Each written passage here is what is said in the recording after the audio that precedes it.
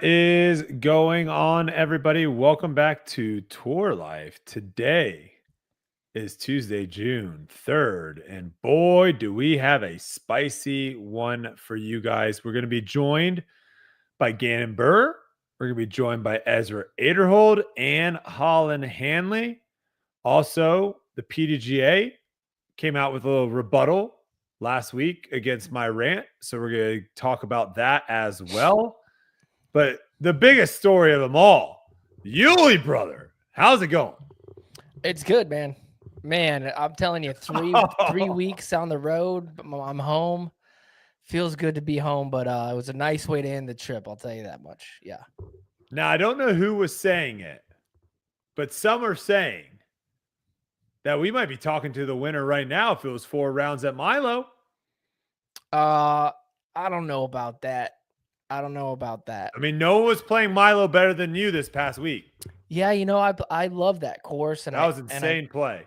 Yeah, I play it typically well, but I need more reps at the top, man. The nerves are kind of crazy when you get up there, and I just wasn't used to them. So when I got into position to where I could really take actual control of the tournament, because I did put myself in that position, I had like a really bad break. I think it was like, I don't know what hole it was, but it completely took me out of the zone.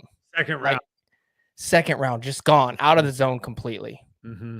And then the same thing happened the next round, to where I'm playing good. I was right there with the leaders, and then I took a really bad break on 16 or something, and I threw the worst upshot ever, threw another bad upshot, barely made my putt. And it was like, it definitely told me, at the end, after reflecting, is my mental game is just not strong enough in those positions yet, because I haven't been there, and yeah. I wasn't able to just go like, no problem. And a great example was, watching Anthony, I think it was the third round, he hits off the top of the bucket and goes out of bounds, bogeys his first bogey, and still shoots 12 under, gets right back on the horse and gets those birdies. And that's something that I wasn't able to do. But no, man, it was nice to put it all together finally. And it's been a slow building process since I hurt my shoulder. I was playing this good, honestly, when I hurt my shoulder last year. I thought I was really close to being in contention, and I had like racked up like 4 or 5 top 10s out of my last like however many tournaments. So I'm glad to have that experience and then not completely, falter on the lead card, because I read most of the comments on some of the things. People were like, "Oh, this guy's gonna fall apart. Like he won't be in the top 10 after this round," and that's never been me. Whenever I'm playing good, I usually keep playing good. So that was nice. Yeah, and it was impressive stuff too, because I remember, I believe it was, I don't think it was round 1. It had to have been round 2, that you weren't just like playing well on like the scoreable holes. You were birdieing some of the harder par 3. I think you birdied 3 of the harder par 3s out there with some really nice drives. So you were kind of shredding that course. And but I do know what you're talking about. I think it was like the back 9. Yeah. So I can't remember exactly what happened. I hit a branch on I threw it through the gap, hit a high branch, and then you threw an upshot and missed the putt. The putt. Yeah. And then you could kind of see that was the first time deflated. It seemed like you almost felt like it was like, and I get it. Like you're playing with these guys and you're seeing them shoot. And yeah, you got to, with Paul McBeth going out there and doing what he was doing, I think in the second round, right? Like you got to feel like I can't make a mistake. Where bigger picture though, you fast forward to Sunday, and we're going to talk about it. Tons of mistakes were done by AB and Gannon. And so like that is tough, Yuli, to like figure out so early on in the tournament. How do you not spiral out knowing like, hey, it's okay to make a mistake right now. I'm still playing really well. See, and that's the thing. It's getting yourself in position, which I wasn't able to do. And it was the closing of those 2 rounds. I make lead card, and I 100% think it's a different story, because I play a lot better when I'm on lead card. Like I always have. I think here's a crazy statistic in my life. Doesn't matter the tier. I've never won from the second card ever. And I have like however many wins I have, and I think like 80% of those are with the lead. I'm not like a comeback guy. You know what I mean? I never have been like that. Chase him down. Yeah. I'm a front runner. And so that's why I really think that bogey and that bad break, that's what happens. As soon as I lose the lead, like my focus goes, you know what I mean? To where when I have it, I'm like, oh, I'm never going to make a mistake. Yeah. I got it. But it's like I said, it's been a long time. I can definitely learn from it. And the fact that we're talking about it right now is pretty awesome. Yeah, because I remember my sentiment after round 2 was, all right, he didn't play great down the stretch, but he's still in it. I was like, after round 2, you're 3 shots off of Gannon, 1 shot off of second. And yeah, the last stretch wasn't great, right? You shot 2 over in the last 5 holes. So I was like, okay, he didn't finish strong, but he's still in it. But I think it's funny how my mindset is like, he could still win this thing, where maybe your mindset at the time was like, I blew my shot. Like I was. That's not what I thought. I thought I blew it at the third round. The second round, I was still fine. But I did literally the exact same thing happened third round. And that's when I was like, all right, it's over.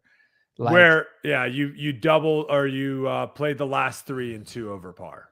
Yeah. And dude, if I go even through that stretch, I'm on the lead card, and those guys did not play very good to start off the round. You're on the lead card in third place. Yeah, and going into the final round. So it's just these little things that you got to clean up. Mm-hmm. And I mean, it's tough to say because you're playing against these guys who, Gannon goes on a stretch and shoots 7 under on the back 9. Like, sure, you're playing against the best talent to ever play. Yeah. And so the mistakes, you just can't make bogeys. And the frustrating thing about it was my whole game over the last 3 years. I mean, you and I have talked about it. Is I'm trying to eliminate the bogeys, make all my putts, and see where that lands me. And this time it was like the driver got hot, you know what I mean? And then it was like, if that happens, then I know I'll be in contention because I putted so good. And it was nice to put that on display the second round. I putted great that round. Yeah, because you talk about, you've talked about on this podcast before that you just feel, you go to some of these courses and you feel like you can't birdie every hole. Some of these holes are just a little bit out of your reach. And then you go and you look at Milo and you see these holes that, a lot of the guys are struggling on because they are the farther holes that require very specific shot shape. And you're just ripping shots inside a circle. So, I think you have the capability even for those holes now. And hopefully that's the confidence you need moving forward of like, wait a second, maybe I can birdie every hole. Cause it felt like you were throwing without the worry of throwing a bad shot those first 2 rounds. It just felt like you were just out there and ripping. Third round too. I mean, dude, I found this little form thing for the first time, I swear in 10 years, probably. I was throwing it where I wanted, on the angle that I wanted. Like, how it is when you're playing, like, you'll throw a shot and it'll be good. It's a good shot, but it's kind of going in the direction on the angle, and you're kind of hoping that it gets up there and you deal with the consequences.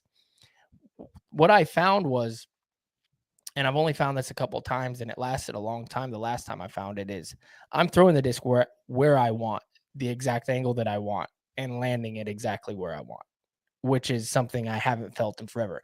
Final day, it gets super windy. And then I'm cooked. You know what I mean? Yeah. Because I told the fellas at the Airbnb, I'm like, you guys are playing to shoot like 8 under.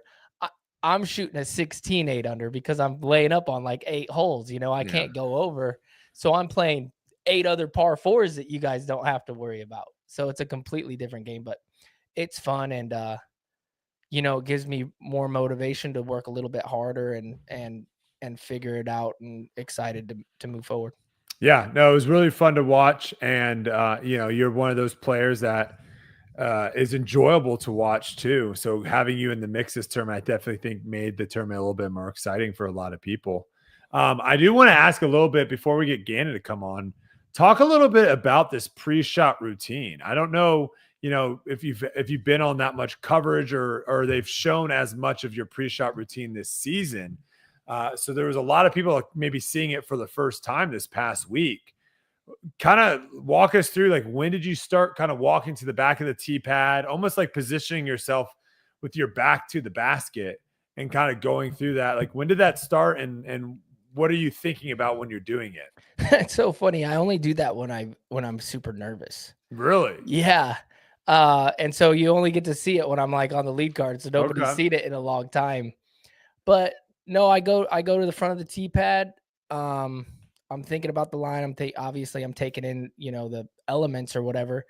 And then I like to get a good look at the crowd. And so I turn around and I look at the crowd and make sure to notice like, hey, this is where you're meant to be. Like, you don't have to be nervous. And then I just do a practice swing and get focused. I think it's important to, like, a lot of people try to act like the crowd's not there, but if you want to be an entertainer and you want to like turn those nerves into excitement, like that's what I try to do. Yeah, exactly. So that's funny. Nobody's really asked me that. And I guess it's kind of a funny answer because it's probably not what people think.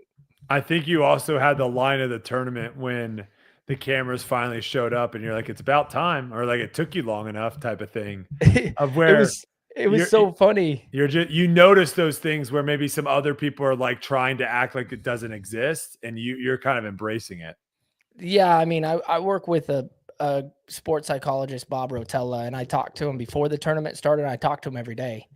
And he told me to turn your nerves into excitement. That's what he always does. And that's the best advice anybody can ever give you, because apparently, like, scientifically, it's the same chemical that gets released for nerves as excitement. It's the exact same thing. It's just like how you think about it. Like if I think, oh my gosh, I'm nervous, this sucks, which is what I thought, honestly, after the first round. I'm like, oh, this sucks. Like I haven't have to deal with this in a long time. Wait a second. What did I get myself into? Exactly. And then when I talked to him the next day, it was like the funnest I've ever had, because I was able to just be like, oh yeah, this is freaking exciting, man. Like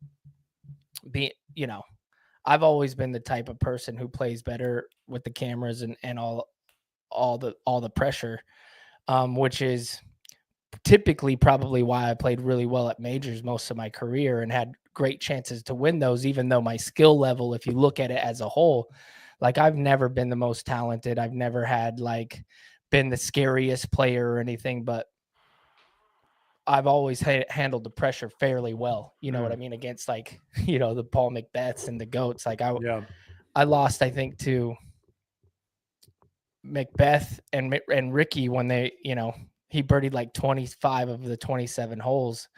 In a different generation, maybe I'd have a couple world titles. You know what I mean?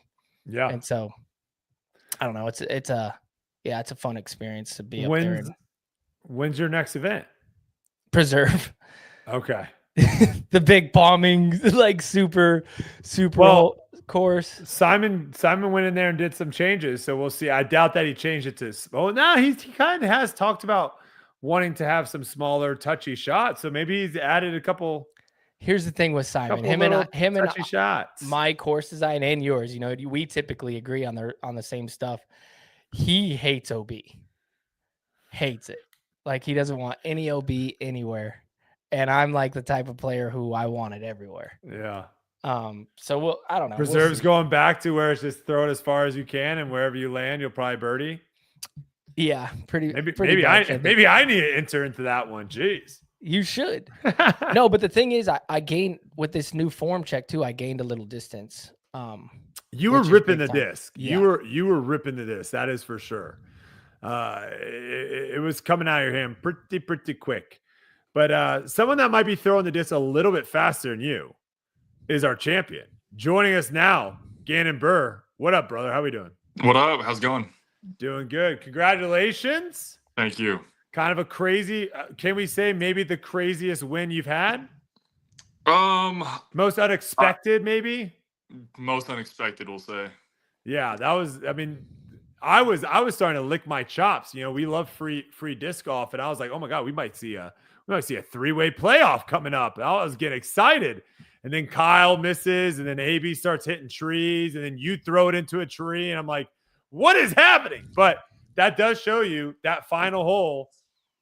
I think it's one of the better finishing holes we have, because it is one of the closest true par fives that we have, where you can eagle it, but also you can really mess it up by trying to play for eagle. So kind of just walk us through like your mindset going into the final hole, I know you did the whole prediction thing with Big Germ and you called your shot beforehand, but when you actually got there, kind of walk me through just where you were at from stepping on the tee pad to tapping and winning. Well, go back one more hole. I think 17 super important too. Okay. Yeah. If you want to start in 17, that's fine too. Yeah, because, AB throws a great shot in there, gets kind of stymied by the trees, misses the putt, and then you're sitting over a 30-footer. That could be a completely different shift of the whole tournament. AB makes that, you're faced with that. So what was it like sitting over the putt and then moving into 18, I think would be. Yeah, I think I felt a little deflated after he birdied 16, and Kyle and I went back 2 at that point. And his roller was pretty good, and even though it hit the tree, it's still at a good position, so I knew he could still birdie. And I turned my tee shot over a bit too much, kind of get through the trees, which is just kind of how it goes on that hole if you go for the air shot. There is one main gap, but it's tough to turn it that late, it feels like, because it's at like 400, 450.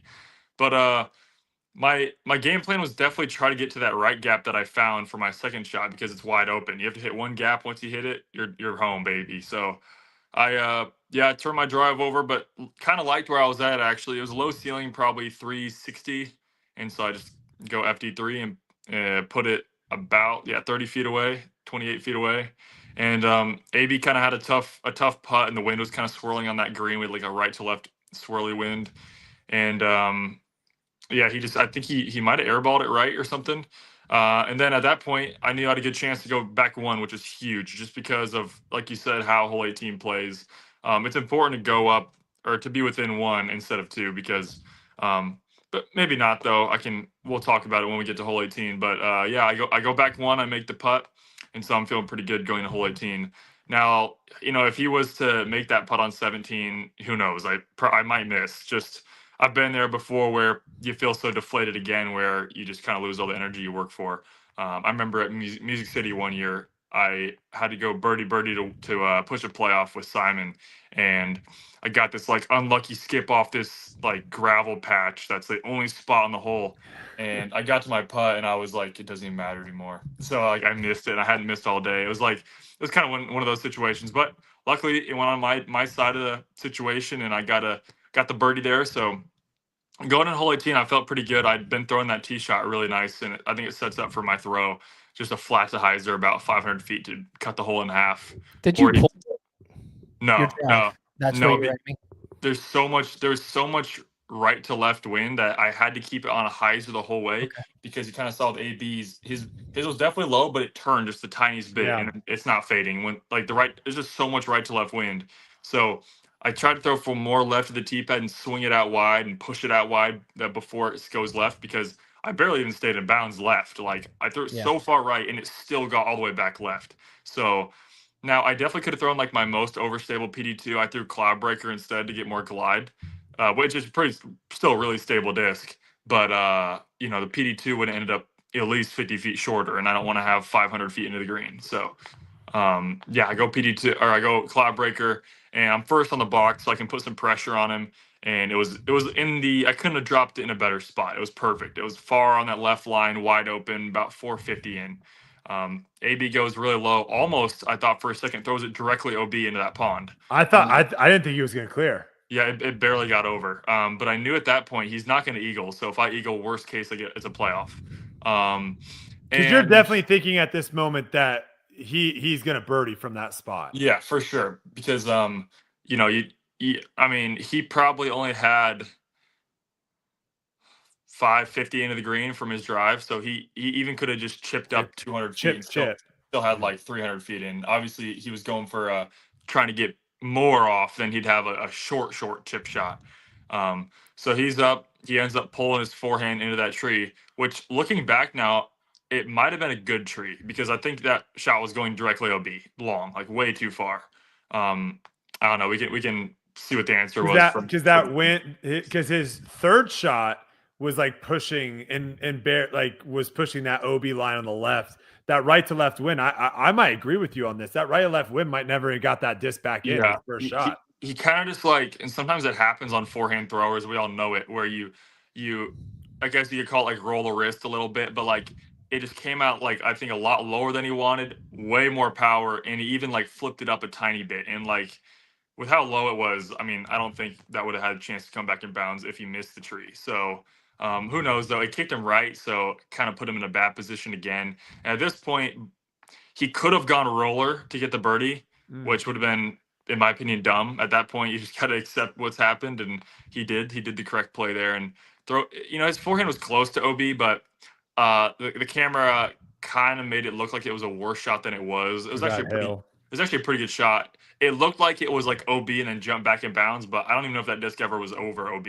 I think it was safe the whole time. So good execution there, but still left him probably 200 into the green.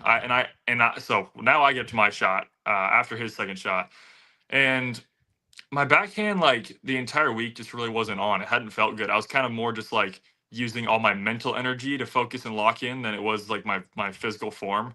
My form didn't really look or feel that good the entire week, and neither did my forehand. My putting, actually, for the first time the whole year, was the only thing I really trusted. And I'll talk about that in a second too. But you know, I have to hang it out wide because I'd been kind of spraying with the backhand just a little bit.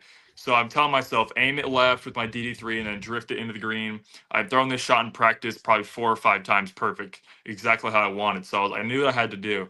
And I think it was one of those things where I was like, okay, aim left, trust it over the left side.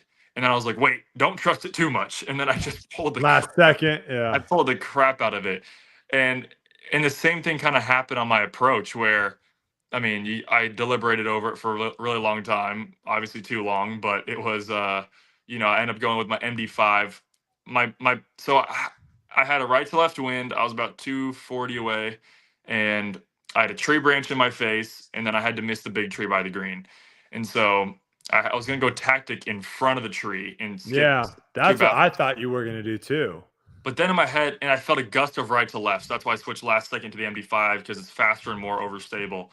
And I thought with the tactic, I could hit the branch in front of me. I could also throw it too straight. And to me, it was just too touchy of a shot. I was like, whenever I'm scared, I just always throw overstable. That's typically how I do it. So nothing squirrely can happen. And obviously, I mean, I guess I don't know how to say it because I was over the time, but I knew I was taking too long. And in my reach back, I still hadn't decided where I was even going to aim the disc. So I That's what it looked like. I remember this exact second in my head. I'm in my reach back, and I turn left like 20 feet, and I'm like, oh, left. I throw it left. So up until you did two. I think you changed disc twice. 3 times. And you had one disc, then you changed. Yeah, I had a splice, which was like crazy overstable fairway. Yep. That wouldn't get affected by wind, and I was to go around the tree. But then I was like, it might not have enough glide to park it because it's probably just going to get to the ground. And I was like, all right, let's go in front of the tree and park it. Nope. Let's just throw it in between and hope I miss the tree. Yeah, the second changeover, your last changeover, you definitely could tell like you knew that you were taking too long because you didn't take a lot of time. So it was like literally 3 seconds. It was like I grabbed the disc, I was going to throw through it within 3 seconds and just prayed basically. Was there any thoughts of like, hey, is a marshal about to step in and call me on a time violation? Is AB going to call me on a time? Was that crossing your mind ever, or even after you threw it? Were you thinking something was going to happen or no? Well, it wouldn't have mattered because I have a 3-footer left, you know? Yeah. if I get a warning and I have a 3-footer, I'm not taking 30 seconds on a 3-foot putt. Sure. You know? So yeah. At that point, I wasn't worried. I know that's like obviously not a good mindset to have because the rule is the rule, but that's what I was thinking. It would be more, I guess it'd be more before you threw of like, oh crap, is someone going to like literally middle backswing, say time violation? Yeah. I'm not even sure what the rule is because I've definitely got time warnings like right as I'm about to throw. Yeah. And I'm like, I feel like you should probably wait till after the throw because it kind of messes up the throw, in my opinion. Like, it almost slows it down more because now you're like, oh, wait, what? And then you just like, it's a weird process. It's like a reset. Yeah. So I think the proper would be saying it after, which I think is most times is what happens for me. But I've definitely been told like, hey, man, you got to go. You got to speed up. I think Yuli said that to me at Waco one time. I think it was at Waco this year. I remember I was in the worst live all time, and I like hadn't even got to my disc yet because it was such a bad spot. He's like, "Hey man, you got to throw." I'm like, I haven't even stepped behind my disc yet. Now, Yeah, you know what would happen if I was on that card. Right and release. They get it. You talked last night on Staggered Stance about these new time extension rules that might be coming into play. And you kind of mentioned that you're never going to call a violation on anyone. And you also mentioned that there were multiple violations that happened during that final round that were not called. I guess my question to you is, because I'm with you on that, there's kind of this unwritten rule with a lot of players, majority of players, of, hey, if it's muddy and a guy slips into his disc, like, we're not calling foot fault, right? There's an unwritten rule a lot of where people just don't call stuff. So what is your take on this? How can this be fixed? Because the big issue here, I think, is more so the viewers, because the viewers are looking for it, right? They're being told by the commentators. They're being told by the PDGA. They're being told, like, these are what the rules are. And then they're seeing it being broken. It's not happening. And then no one is calling on it. Nothing's happening. So where do you think the fix is? I mean, I don't know. I honestly don't think there is a fix for it right now, just because, and Matt Graham made a point, like, the ref is always the bad guy. He's never the good guy. If you get the call right, then you get the call right, but you're not a good guy. If you get the call wrong, or you call in a time maybe it shouldn't be called, then you're just a bad guy. Like, either way, you're the bad guy, and every player is gonna, like, probably look at you that way. So I mean, I don't know. I don't know what the fix is, honestly. The fix is the marshals doing their job. That's the fix. I'm with you on that. I kind of proposed a little bit earlier today. I was thinking about it. I think two things need to happen. Either one, you just get rid of the rule. Get rid of the time violation, get rid of the 30 seconds, get rid of that. So that's just not lingering around as a rule. Come up with pace of play and basically make it to where if your card gets behind pace of play, a marshal shows up and says, hey, you guys are behind. I'm going to be watching. And the people that aren't doing a due diligence of getting faster, we're going to cause issue. We're going to cause, or we're going to stroke you, whatever. Right. But make it to where it's eliminated. So that way, people aren't like, oh, Gannon took 38 seconds. No one called it on that, because, AB took like 45 seconds or something on his second shot, right? Yeah. And no one's saying anything it's for like that. A foul's a foul. It's still a foul. It's like, it doesn't matter how much you break it by. It's still, you broke the rule. So obviously, it needs to either be removed where it's not a rule anymore, or it needs to be enforced every time. There needs to be something of where, if you break it, it's like think about the new rule that Yuli hates. Yuli hates this rule. I love this rule of where you have to be 5 minutes before your tee time, right?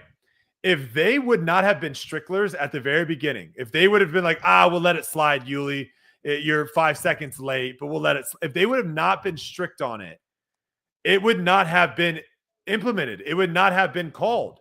But the fact that they were literally calling people on day one, everyone, it got around really quick. They're going to stroke you. If you're 1 second late, they will stroke you. And so people know. And so it's either got to be that way or the other way. You can't have this thing in the middle that it doesn't work. The difference with that is like, and I guess I don't know how I feel about the 5 minute rule. I don't really have an opinion on it. I think that one is like, it is what it is. But with that one, it's a very specific rule on at what time it exactly happens. You have 5 minutes. That is a very easy thing to regulate and keep track of, where the 30-second rule, they still have not, like, there's still no way to exactly say when your time. Wow, Gannon. But that's the problem. Here's I'm not trying to defend it. I'm just saying, like, in general, that's why the 5 minute rule is so easy to call. Real quick though. Let me just say, because Phil, we'll talk about this later on the show, but I want to tell you, Gannon, this is Phil Delone, who I think we're going to have on the podcast, because he says he wants to come on, and we haven't had anyone from the PGA that actually wants to come on this podcast.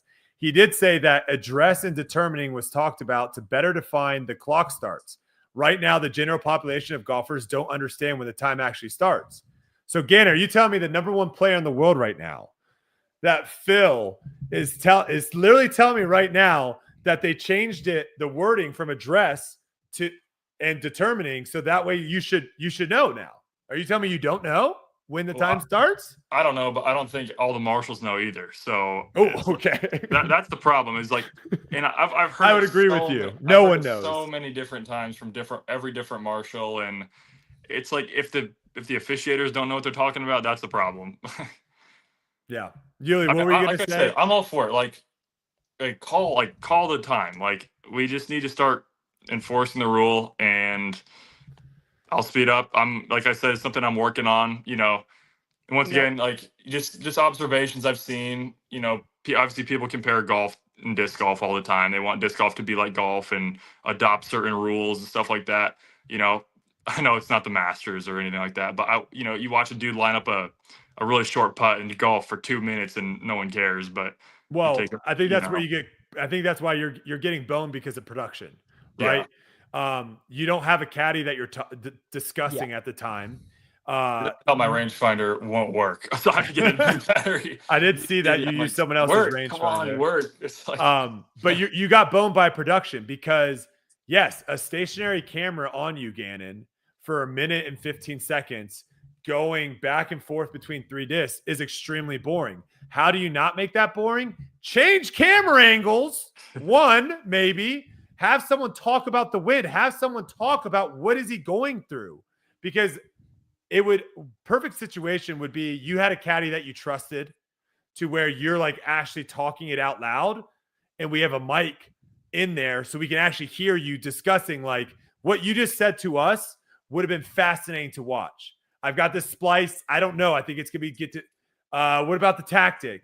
What do you think? I don't like hearing that talked out loud in the moment.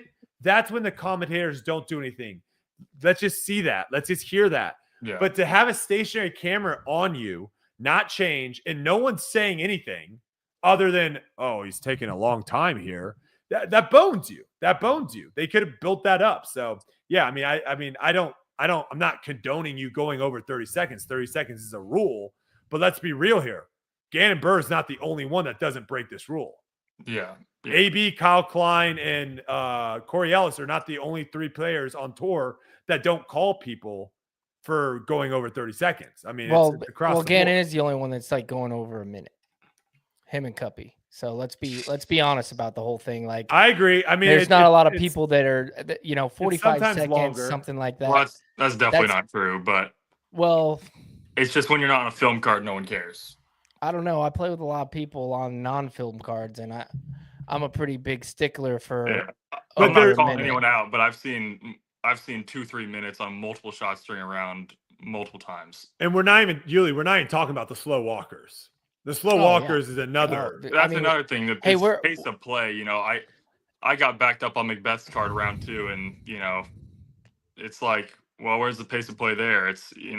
I've got called on time violations, and then got backed up the very next hole and had to wait 10 minutes. And it's like, I've heard it's pace of play. I've heard it's this single shot. I've had players on a card with me. All 3 players got warnings that our card was warned because we were behind, and then we were backed up and we couldn't even see the car behind us. And it's like, it's just kind of, it's all weird. Yeah. It is, but at the same time, lead card, final shot second to last shot of the whole entire tournament, you're definitely going to bring more scrutiny. Oh yeah. You know what I mean? Like, you put yourself in that situation. Me personally, I've only called a few people when it's over and over and over and over and over and over and over again, and I'm sitting there like, all right, pull the trigger type thing. Mm-hmm. I've always said, and I got reamed by, I reamed Philo one time because who was it? I forgot who it was. Called Philo. We were at the Glass Blown Open way back in the day, and he had birdied like 7 straight holes, and Philo was one of the slower players when he was playing back in the day. Okay. He birdied like 7 in a row and was leading the tournament. And I might have been Germ, called him on a 30-second violation. And afterwards, I'm like, dude, what are you doing? Like, this guy's actually making a run from our card. We're kind of sucking, and you're going to call him on a 30-second violation. There's nobody behind us. So I get that there are certain situations, and I'm pretty lenient for moments, right? for big time moments like when Nico went overtime at the preserve to make the winning putt. The dude earned himself a chance to sit over that putt for a while, in my opinion. He did at Waco on hole 17 too. He got absolutely reamed for this because he went over his time. If I'm on the green and I'm playing against him, that's a moment where I'm like, I'm not going to be like, oh, 30 seconds, can't believe he took so long. You know what I mean? Like, I feel like he earned his time, but it seemed a bit excessive to me, how long you took on that particular throw at the end. And Brodie's right. And it's a production thing because we're sitting there watching you pump. They could have helped. They could have helped. I wish it was easier hole so I didn't have to deliberate so much, or just easier shot. It's like, oh man, I've been in pressure situations where it's very obvious to me like what the shot is, even though like we've game planned and stuff. I didn't ever throw an approach from where I was at because I didn't expect to be there, you know. And there's just like so many different things in my head going through my head where like on a lot of shots that are in high pressure situations that I've been in, there's only one shot, and it's then you just right. Throw the shot. You know, it's like that. Like you said, the going back and forth between the discs, and I've been told by Marshall that he's like, if you switch discs, you pretty much are basically go over the time limit. You know, that's about a good good. I don't know what the word is, but.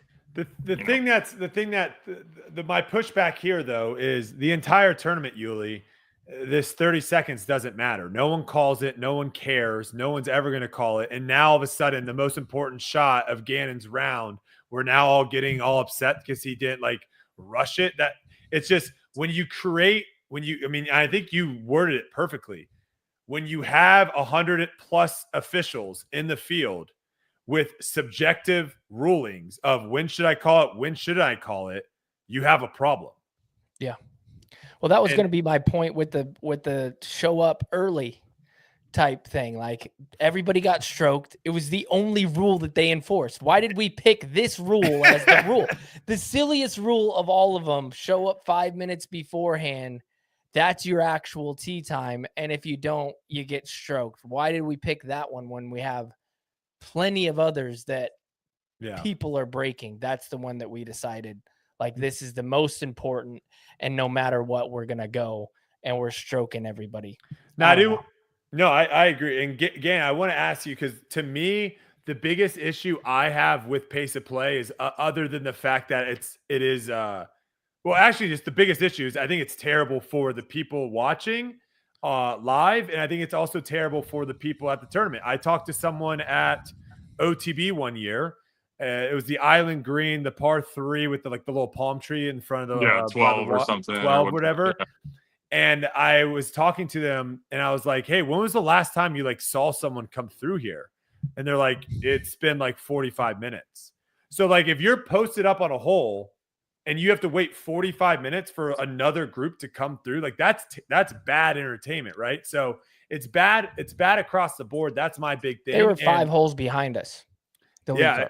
And that's what I was going to say. That to me, I think is the biggest issue here is you guys were 3 holes behind, and I get it. They also put a buffer, which 5. I don't. Yeah. What I got done. I ordered lunch and I watched the final holes. And ate a burger. But why do they put I get it. Maybe they're I don't want backup. Here's why they put the buffer is I've been on so many lead cards where you get to hole 18 and you wait 10 minutes. Yeah, and that's what I'm saying. It's you can't predict it. It's not predictable. Like Beaver State Fling last year, I'm on lead card, final round. We get to hole 18 and we wait on the genius hole for 10 minutes before we even teed off. And it's it's just not consistent. You can be backed up. The chase card could be slow. It's not and then when you put the buffer they're not in, enforcing another anything. Hole and a half that you can get through without. So obviously, we were way behind this tournament, but that's not the case every tournament. Like I said, but it's bad. It's bad, and this is where it's to your point. It's bad both sides, right? It's bad when the drama's building up, and then you get to a hole, and now we have to wait 10 minutes. And then it's bad when you have someone like Isaac Robinson who's making a great push late, but you're like, oh, he's finishing an hour before lead card, so there really isn't this back and forth because you guys are the only ones on the course for the last hour. Let's go to the green. So you throw the upshot. Yeah, I guess that's where we're at now. Yeah. we finally got to the green. We're at the green. We're at the green. Let's go. No way we took this long to get to the green. How did this happen? No, I'm just kidding. So we get to the green. You're parked. AB kind of fluffs his up shot, honestly, a little bit left and early. When I saw the upshot on live, I really wasn't worried until he stepped up to it, and it seemed a little bit farther than I thought it was. And so, what you're sitting right behind him, what were you thinking?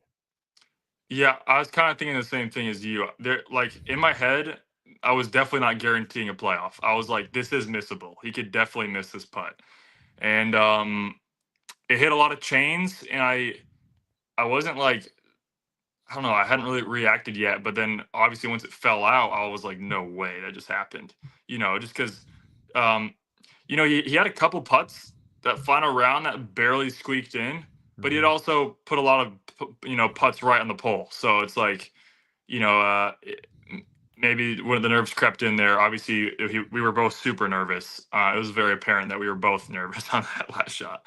But yeah, I mean, like I said, I don't even know what to say because the whole back nine, it just felt like I was out of it because we just played such a similar round. Every time that he would mess up, I'd mess up, or he'd birdie, I would birdie. I never the stroke swings were not big. I got a stroke on hole 12, and then that put me one back. But even one back felt like a lot, and he just played solid, got the birdies where I did. We both made some really good par saves on the 14th. And then, we both parked the 15th. So it's like, and then he got struck back on me on the 16th. So it was just like, I felt like I was so far out of it. And then it took me a second to realize I just won. It just felt so wrong. I don't know. Yeah, I mean, it must have been nice though that you didn't have a putt to make after that, because I think if you would have had the same distance, you would have been like, "Well, I have to make this now." But it would have probably been a pretty high pressure putt. That's where the spin out off the pole would get in my head. In my honestly, yeah. I haven't been putting good this season at all, but this tournament I putted really good. I hadn't missed a circle one up until hole 3 of round 4, and I obviously I didn't put the putt on the pole, but the only thing I could think about is this is gonna spit out 100% if I hit the middle of the basket, because it was a downhill 24-footer. It's like that distance where you still want to putt it kind of hard to be confident. Where if you were close, you'd putt softer. If harder or further, you just put the same amount of pressure. But it was a right to left coming off my shoulder. I'm like, it's spitting out no matter what. And so I just missed it left. I was like, well, that was stupid. I didn't even give it a chance. So yeah, I mean, that's kind of probably what I would be thinking if I had a similar distance putt. Yeah. So through your career and your wins, one thing that I noticed is, and this happens with all the best players, and obviously currently you're number one, and you should be. What I notice is sometimes the players come back to that player, and we saw it last year in, was it Waco with Luke Humphreys? Yeah. With Luke on the last hole, he's winning, right? He's up one. He's up one going into that hole, and he makes big time mistake, and then you win. Mm-hmm. I think the same thing happened at Beaver State Fling. He took a big number. Yeah, that was the other way around. I was up one, he was down one, but yeah, okay. he still had a chance and took a 9 or something. Right. And so, but still humongous mistake. And then this time the same thing happens. Do you feel like at this point you have to feel like I'm never out of it? Yeah, I mean, I've told myself that because there's been too many tournaments where, I didn't give up, but maybe I wasn't locked in as I should have been. And I ended up being like, oh, dang, if I would have just birdied this hole, I would have been in the playoff, or I would have won. Instead of, I don't know. So I just tell myself to never give up. And like I said, I just feel like I was so far back and I'd lost all the momentum, but I was right there. I birdied 7 of my last 9 holes in that round on a pretty difficult course. So, I just kept myself in it. And like I said, he'd kind of been squeaking a couple putts in, hit a couple lucky tree hits. And I was like, at some point, I've got to get one back. And eventually it just happened. Well, there's a perfect segue because Gannon, you and one other player are the only, since 2019, not leading a tournament, but within 2 shots, you and one other player have the highest win percentage. That one other player is Paul McBeth, which is pretty good company to have. You have 8 events that you were not leading going into the final round, but you were within 2 shots. And out of those 8 events, you won half of them. And you also have the lowest average finish, tied with Calvin at 2.6. So it just kind of shows you that when you're close and you're in the mix, you're always giving yourself a chance to win, and half the time you do, and the other half you're pretty much getting second or third. So Yeah, that's pretty good stats there. That's a cool stat. I actually that morning I was roommates with Luke Taylor, and I had a pretty similar stat in my head. I've only lost one tournament if I was leading or tied for the lead going into the final round ever. That's a good stat, and that was Las Vegas 2022. Other than that, I've never lost being tied for the lead or in the lead. Oh, that was Drew Gibson. Yep. That was a sick battle at the end, actually. For sure. All right. Do you got anything coming through the pipeline? Anything to promote? Anything for the people? I will try to play quicker. Well, there's more for like disc coming out or jerseys. Yeah, if you wanna support me, you can buy a Cloud Breaker. This year's Cloud Breaker just dropped. We got Horizon Sea Line, so they're really cool. They're on the straighter side, so good for all skill levels. And we also, my Squatch bag has been out for a few months now. It's the red, white, and blue variant. So, if you support me in the USA, pick one up. And finally, I got a new jersey coming out with Cardinal Disc Golf for my win at Portland. It's going to be a rose jersey with gold stripes. So that'll be it might be out now or it'll be out in a couple days. So look forward to that. And those are the best ways to support me. Also, my YouTube channel, I've been posting 2 to 4 times a week on with the help of Ben Kenny. So it's been real consistent there, and I've seen a lot of support throughout these last couple weeks. So thank you guys. And if there's anyone that works for a battery company, I think Gannon's looking for a battery sponsor as well.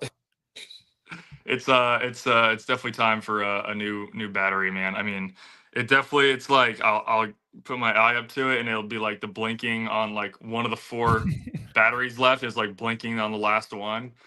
And like the last month, I've just been like, it's got more smacks every time. Like it used to be like, oh, not working, 1 smack, oh, we're good. And now it's like, yeah, again, you make enough money that you can buy like batteries on Amazon. Like you can just get it next day delivered. You can pay the premium for same day delivered probably. Like, yeah, I need it for a final round. I'll order it this morning. Yeah, I think you should be pretty okay with the battery situation. I'll have a new one at Preserve, I promise. All right, there you go. All right, well, Gannon, it's always a pleasure, man. Appreciate you. Congratulations on taking that one down, and good luck in your upcoming tournament. Thank you, guys. See ya. You got a week off? Is that what you're doing? Yeah. So I flew home to Des Moines. So I'm home right now. I'll be home. I'll probably go up to Preserve next week, like Tuesday or Wednesday. So I'll have a lot of time home. I'll come back to Des Moines again on the Sunday night. I'll have another week off and all of Des Moines Challenge Week before I go home to Europe or go over to Europe. So I'm home for like 3 of the next 4 weeks. Prepare to get slapped, by the way, in that content creator thing. Me and Hunter are coming. Up, okay? Me and Hunter are coming. You better watch out, Jay Million got that dog. All right, take it easy, Gannon. See ya. All right. I do want to, before we pull Ezra I want to pull that graphic up again, Yuli, because Edwin Stats. Hey, shout out to Edwin Stats. If you guys aren't showing love to Edwin Stats, this guy pulls some of the best statistics in disc golf. Show him some love in the comment section right now. But because I think this is a phenomenal stat. Great, yeah. One of the things also that jumps out, obviously we know Paul, if he's in the mix, he's going to hunt. He has a chance to hunt you down. And when he does, it's almost like impossible to like regain that lead.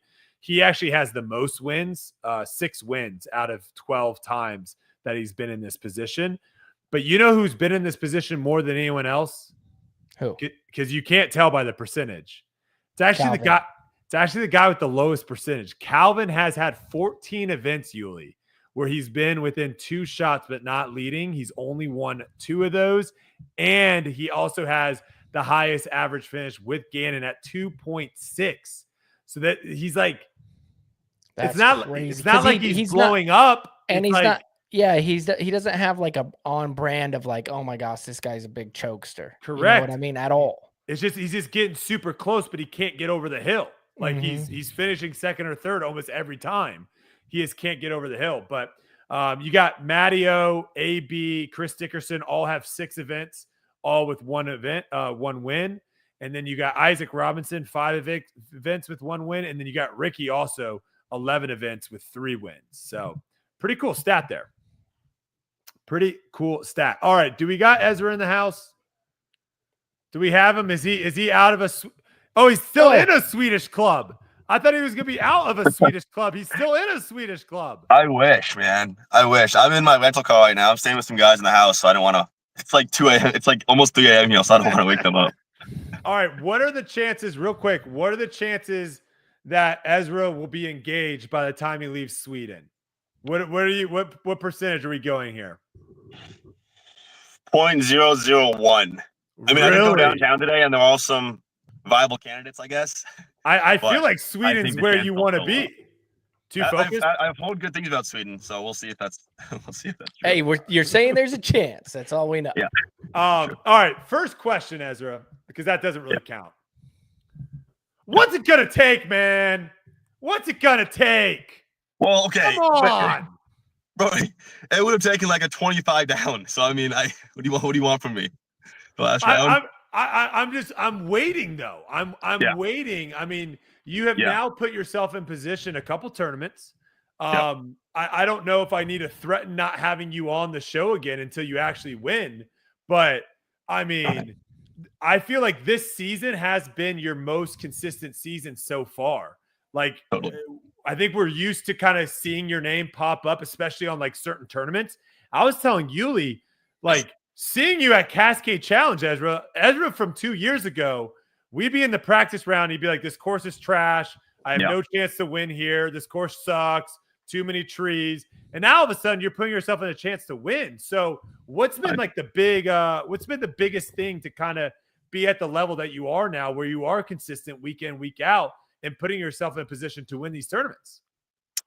Yeah. I mean, just on a physically like play level, I think my putting has been what stands out the most to me. So I think that's helped a lot on some of these wooded tracks, even to where I'm not maybe throwing the disc, to the basket, but I'm getting within circle 2 and then been able to convert a lot of the time. So I think that's helped a lot. I need to figure out a way to get that last round dialed in when I'm actually in contention. Because I've had 2 events now where I'm on lead called final round, and then the last round is like I just slips away. So I'm not sure what that is. What do you think that is? Is it nerves, or is it like a mental state, or do you feel great and it just nothing works?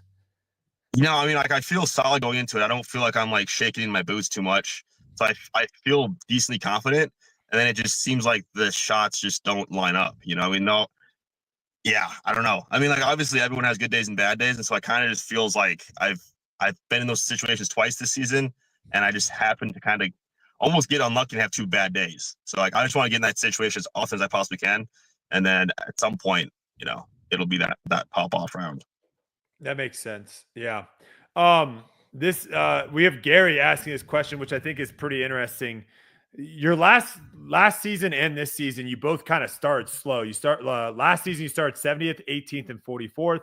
This season, you started 40th, 19th, and 21st. Is there something at the beginning of the season? Is it the courses, or is there something that just isn't really? It takes a while to kind of get back into the swing of things. Is there anything that you can relate that to? Yeah, I would say like last season was after I came off my worldwide trip where I went all the way around the planet for a month. So I thought maybe that led to me having a slow start to the season. And then I popped off a couple of events, so I didn't feel too bad about it. But this year, I don't think I have any excuse. Like I practiced really consistently this whole off season. So I felt really good coming to the beginning of this season. So yeah, I mean, honestly, like Florida, I just had 1 bad round in Florida, and then the second 2 are more decent. And then like, I guess I would say Waco doesn't fit my game too bad, but I feel like kind of like you just said, I feel like my game I can play any course now. Yeah. So a couple of 20th places, not the end of 20th isn't too bad. So I feel like my season wasn't as slow of a start. It is kind of interesting though, because like when my career began, it was always flipped. Like my season would start off super hot in Vegas. It would always be like a good event for me. And then it would like slow down a little bit, then maybe pick back up in the middle of the season. So I have no idea. Well, you currently are probably the front runner for most improved player. What would that mean to your career, winning that award this year?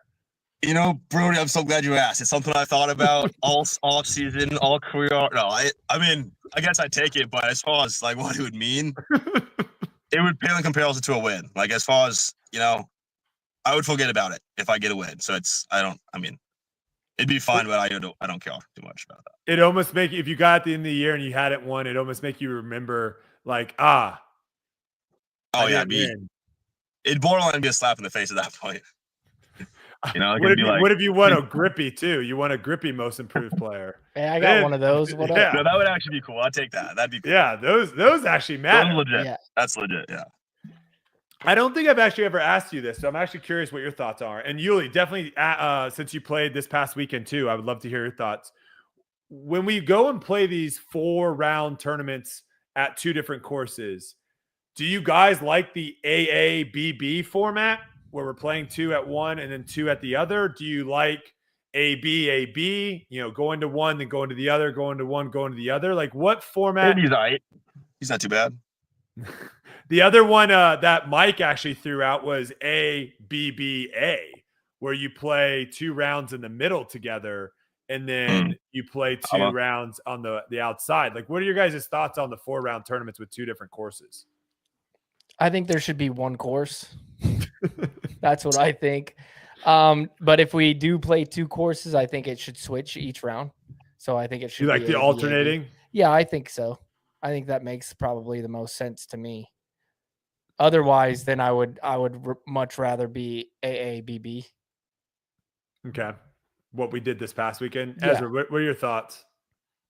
Yeah, I mean, I kind of agree with the one course thing. I think just having one course then changes the baskets up is probably a better way to do it. But I don't know. I don't know if it makes much of a difference in my opinion as far as if we go AABB or ABAB. But I could see from the Pro Tour standpoint of like trying to not move assets back and forth every single day.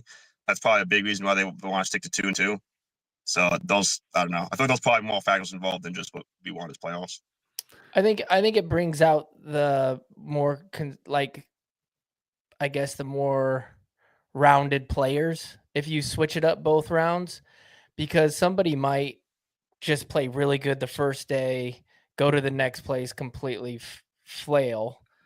Right. And then somebody who actually might have a chance to really pop off at that next course because it's their style, they kind of get like handcuffed a little bit. Right. And I think you want to bring the best player out of both situations type thing. And so going ABAB For the I weekend. think is probably the fairest thing to do.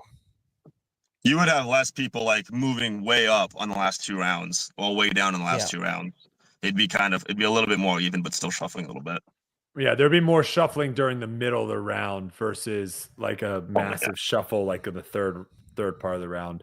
I want to talk about your C2 putting because I believe Edwin's stats can back me up here. I believe you might be the highest C2 putter this season.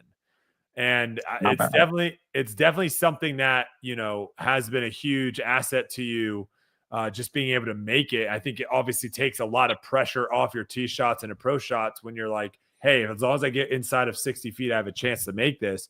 And I know you practice putting a lot, but has there been anything that's clicked or anything that you've changed in your practice to be as good as you are from C2 this year?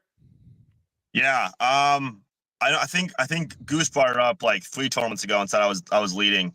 Right before Cascade, and then Cascade was good, but then the last 2 events I need to get my putting dial back in. Yeah, because you're 5th now. So get ready. Well, okay. See, so that's it goes quick. So I did make a massive change. Yeah, you need to hurry up and answer this question before you drop out of the top 10. Okay? The big change I made was I've always been a step putt guy. I've always been like, if I'm 33.5 feet, just outside the circle, I'm step putting if I can. And this off season, I figured out a way to get more pop and spin and like a better release out of my putt to where now I can actually have enough power to just stand still putt from. Honestly, man, I'm like 70 feet out and stand still putting now. So it's just increasing every single week, it seems like, and so that's helped a lot. I think as far as the consistency goes, because now I just practice one putt the entire time. I'm practicing my circle 1 putt, and my circle 2 putt's the same thing. So if I go out and putt for 20 minutes, I'm practicing both putts instead of just half.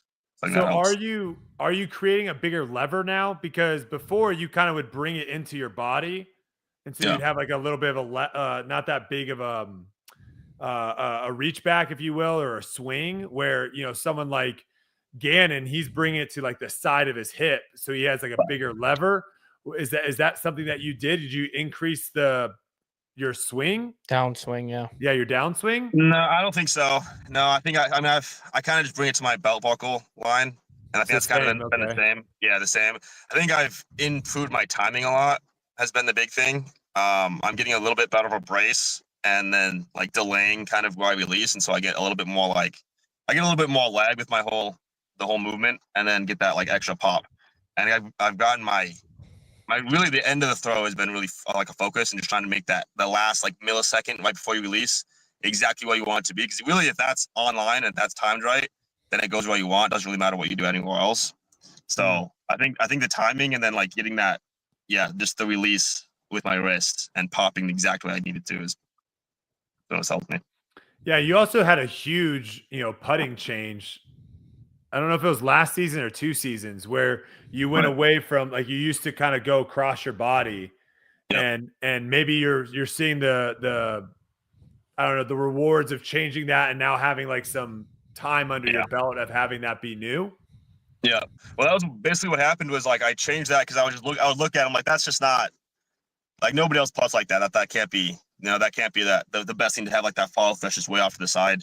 So I straightened that out, but then I lost some power when I did that because I got like doing that. It was kind of like a reverse Gannon putt. Gannon pulls off the left side and then makes this like arc with his arm kind of and whips it out there. And I was just doing it kind of after the throw. So that's how I got my speed with my putt. And I could putt pretty fast back then.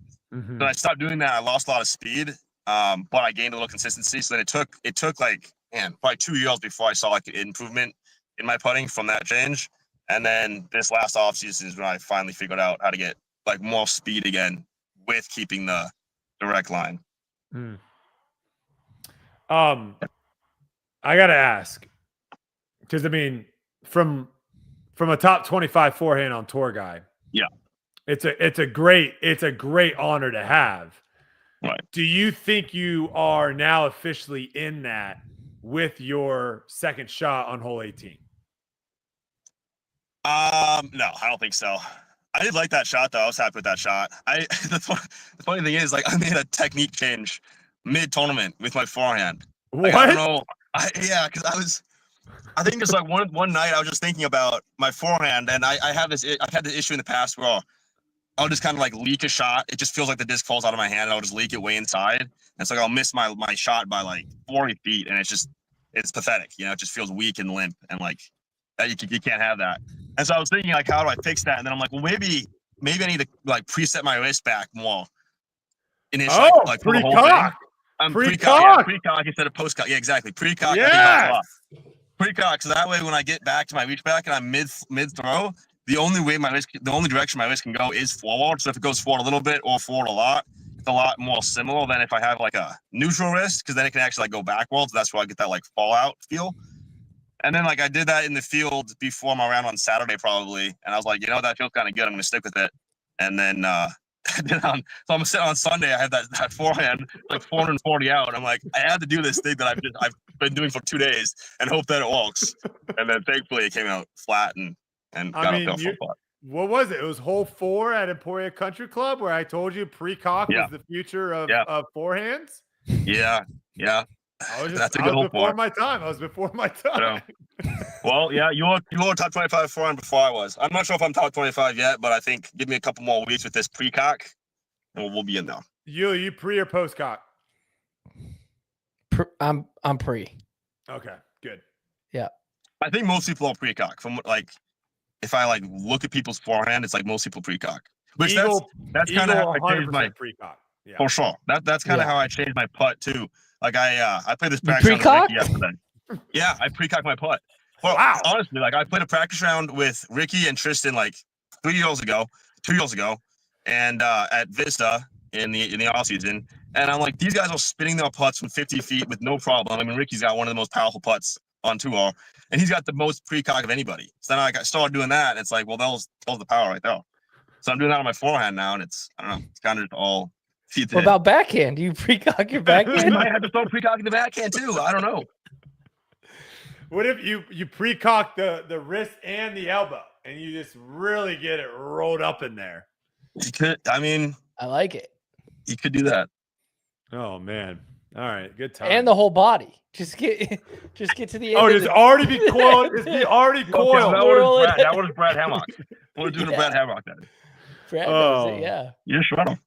How's everything going though on tour? How's the traveling? How's the Airbnb life? How's the video? How's all that stuff? Man, pretty good for the most part. My roommate last week sucked. It was really tough. Yuli and I stayed in the same room. No, it's been good. It's been good. I mean, I've had a decent amount of the events. I've just kind of stayed by myself, which is kind of boring, but it kind of gives me time to just like think and focus on shots. And like that's probably why I'm getting these ideas to change technique and stuff. I have to think about disc golf. So that's been kind of good. And then some of these weeks, like staying with Yuli and AB and Adam and Aon and all those guys, that was just a fun week. So that's kind of a good way to, not necessarily think about disc golf the whole What's time. your best finish this season? Is it 5th? It's this, yeah, 5th. Yeah. Hey, I'm a good roomie, dude. Hey man, what is up with this light, dude? Well, I mean, you're probably in a European car, Ezra. I'm in a Skoda. Skoda. A what? A Skoda. Yeah, it's like I don't know. I don't trust that. I don't either. I don't. No, stop. forgive You're me. the person that will go into a vehicle with no driver and let it drive you around, you freak. Yeah, but this is like I'm driving like a golf cart. It's like a golf cart size car. I feel like I saw one of those out in Vegas and I scoffed at it. And I was like, that's the thing Ezra was in. I would never set Way foot up. in that thing. Yeah. The future, That's- Brodie. Have you ever watched gotta any of those movies? That's how you die. That's how you get killed. One squirrel, you're They done. literally hack into your system and they just like send you off the edge of the highway. If that was important enough, then maybe. But I don't think Elon cares too much about Yeah, but sending me watch- off. I know that YouTube channel's kind of going off I'm right now. saying you gotta be watching that back, Yeah. brother. I'd be watching after other people that are trying to make it on YouTube, try and knock you out. That's true. It's competitive. It is competitive out here, man. It Competitive is. life out there. Just wait Yeah. until I'm on tour. Wait until you see the YouTube videos I'm putting Oh. out. Hey man, it's good. I've been watching some of your YouTube videos you've been posting. It's good to see you back playing again. Well, You I wanna think a mention- lot of it has to do with the fact that I was 280 pounds, Ezra. Kind of tough to get out there. You know what I'm saying? Good point. It's a good point. But also I am addicted to cruises. So there is also that now, which is a problem. Dude, cruises are the best. I love cruises. They're one of my favorite things I've ever done in my life. just booked 2 more. Did you?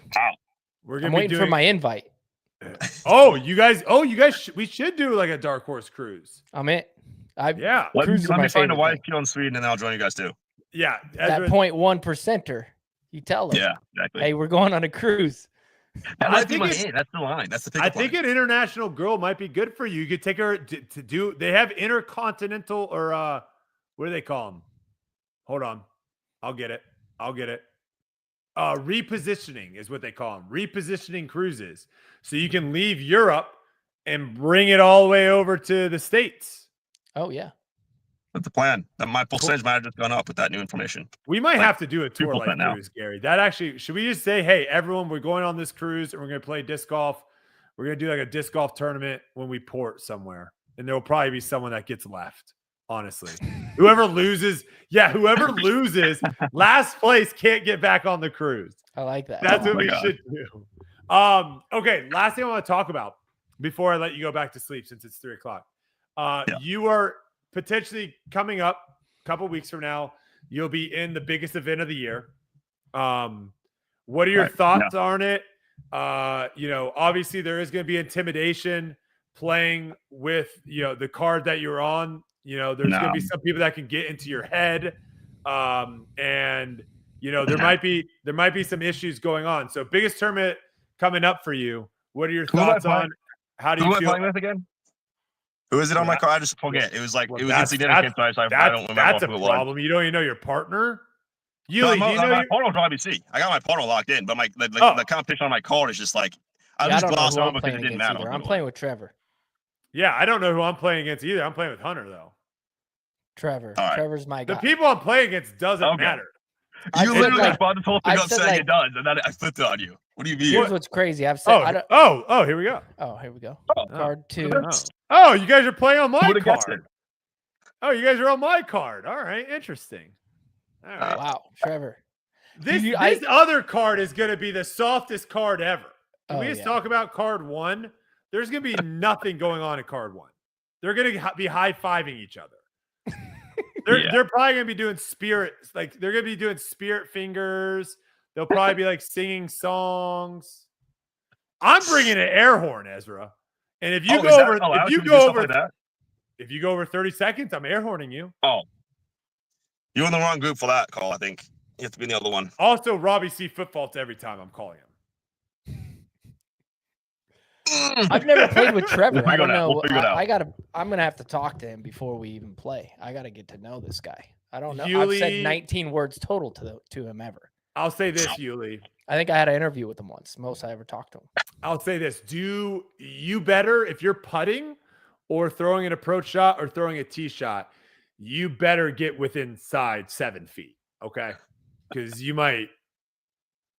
You just said every single shot of the game. Yeah. Why? Just be glad we're only playing 9 holes. Because if it's 18, we might have you might have an issue. What is the format even? I don't even know. It's alternate shot.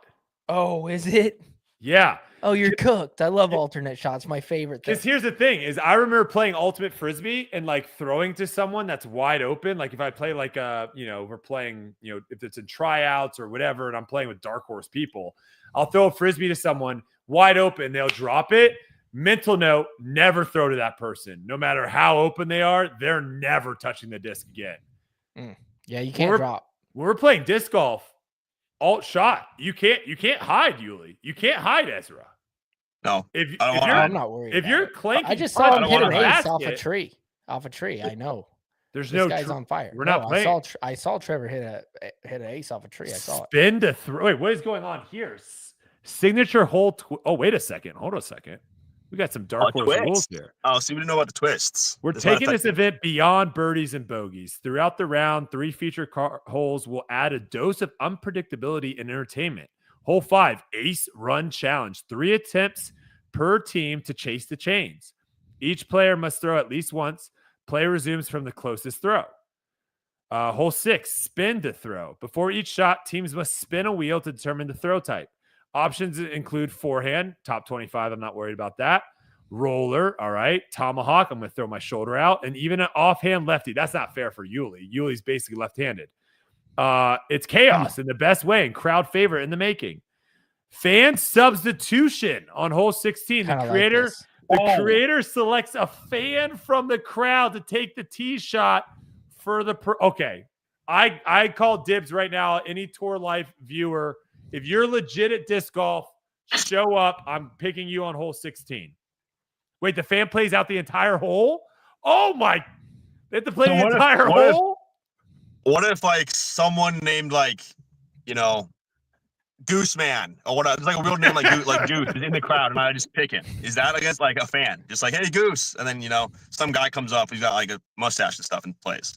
Can I pick him? There might be a podcast that has a couple people listen to it that calls out this pro player that decided to not pick the 10-year-old kid that was wearing an Ezra Aderhold hat and had a glove on for, back in the day when Ezra used to play with gloves, and had a visor also on top of his hat as well. And he had a nice tucked in polo with white pants, and he's got a 6-pack and Ezra just looked at he looked right at him and said, "You." And he's like, "Me?" And he's like, "No, move over." And Goose Man was standing behind him. I don't give a flip. Goose Man over a 10-year-old. I'm in this thing to win, Brodie. I don't give a flip about that kid. And then that kid goes home, starts watching my old videos and starts eating like I did, and he turns into a 250-pound obese child with diabetes type 2. Not my fault. I just want to win. If you want that on your conscience, that's up to you. Yeah. No, I'd probably pick that kid, and that kid would be a freaking shredder. Honestly, from back today, that kid is going 600 feet easy. Nuke's baby visor. That's how. If anyone shows up with a Nuke's baby visor on hole 16, Ezra has to pick you to play that hole. That is. You make your own visor. That'd be crazy. Nuke's baby visor. Wait, didn't you have Nuke's baby socks? No, you had bean socks. We had bean socks. Well, we had visor gang visors. Like that was a legit thing. Yeah. Visor gang on it. Yeah, bean socks. I don't know. That's kind of the. Do you have the best? Do you? I think it's Ezra and AB as far as best merch. I mean, it's like right here. AB's got some sick stuff. AB's is tough to top. He's got some sick stuff. Oh, Yuli, you got anything for Ezra before he goes to another Swedish bar? Yeah, did you played the practice round today, right? Yes. How'd it go over there? You're in Sweden. You're at oh crap, we need it. Yeah, should we pick you this week, Ezra? Can you? Oh, for what? Well, we got a little grip pick'em lock thing that we Oh, play. you have your own little thing going? You have a little backdoor thing? Okay. Yeah, we play a little grip locked versus tour life. Pick'em. Yeah, I mean, I've been picking myself for the last 6 weeks and my bag pick, so I'd pick me. I think that's illegal. I think you just. Yeah, actually. No, I feel like it'd be the other way though. Like if I bet against myself, then I could the SEC is gonna come for play you. bad. I don't. Yeah, you're done. Those look, there's Nuke's baby Kaiser. There they are. Wait, $2,000? That's crazy. Wow. Out now, Fucking Nuke's both baby. Someone's making a killing off of this for you. That's sick. But yeah, Fraction went good. Yeah, I did it with Ricky. So Ricky and I, we did a YouTube round, so that's up on YouTube. We got it posted already. Eli edited it super quick, so if you guys want to watch that back home, you can check it out. This is it's one of the most hyped up courses that I've seen. I mean, last year on Europe, people were just talking about how good this course was, and it does pretty much live up to it. It's a really, I heard it was really like fluky. Oh man, I don't think so. No. Okay. Oh no. Some of the greens have like mounds. I think Rick told me this. Rick told you it's fluky? I don't know. I watched some tournament and what last year did Ricky place like really bad there or something? Ricky hasn't been here for like 8 years, he said. Okay, so I don't think he played that. No, different. So Wherever they were in Sweden last year, maybe Proctor won that tournament. The Proctor won. Yep. Yeah. No, I remember. I do remember that. I think that course might be. It looked. Yeah. This course though is super solid. I mean, very fair, good fairways, really good variety of shots. You got some long shots and then a lot of like placement shots. Some good putt par threes that are solid though, even though they're short. Should I have one over? Good elevation. Yeah, Yulia, I told you this. You should be on. Listen, my bed's literally big enough for the both of us. Oh man, Yulia, Swedish meatballs. Back. Swedish meatballs. Yeah. Think about that. How cold is it there? Is it chilly? Yeah, chilly Willy. It's getting close to 60 every day. It's it's gonna be kind of raining and stuff, so it's not. It's not. I mean, yesterday was fine. It was sunny, so yeah. All right. Well, we will take that into consideration when it comes to whether or not we should pick you for this week. I don't even think we're picking anybody this week, are we? Are we gonna do a? Take Dream hot chocolate, Ezra. Oh, I do like hot chocolate. I got an hour and 45 minutes of rim last night. Wow. Dream hot chocolate. Not a sponsor, but if they want to sponsor this podcast, we will take it because wow, does it work? All right. What's the secret? What's the drugs in there? I don't know. Kelsey just gave it to me. She said, "You drink this, you'll sleep really well." And I said, "Wow." And I woke up and I was like, I have so many thoughts. So, all right, Ez. Well, do you have any new pet peeves for the people? It's been a little bit. Do you got any new pet peeves? Man, not like a new one, but it's always annoyed me when people have like 5 puddles out of practice basket and then just take forever and hold everyone else up. You're the guy who has the 5 putters. I just but not when there's anyone else putting. No. I was out there. I'm the only one. Jamming 7 putts. I'm like, come on, dude. I'm talking like right before a tournament round, you got like a bunch of puddles. That doesn't really happen on tour that much. Well, I mean, I think the only people I've ever heard complain about that are the people that can't hold 5 putters in their hand. Wait, how do we look full? I don't know. All right, we'll let you get out of here. It's early. We appreciate you. Good luck. Yep. I'm not going to say I'll be watching because I don't know. Honestly, right. It's a European event, so I might be as Jomez. I'll be watching. I'll find a way to watch. Or who's doing it? Yuli, Jomez isn't doing it, are they? No, MD Media. MDG's out. Oh yeah, but they're I think, really good. The live should be the morning. So like, yep, I'll be watching in the morning. Live would be Oh, okay. Then maybe I will watch. Yeah, I'll watch for sure. Well, I'm a runner now, so I'm a runner track star. Can you dunk, Ezra? Can you dunk? You know what, Brodie? I think I should try to.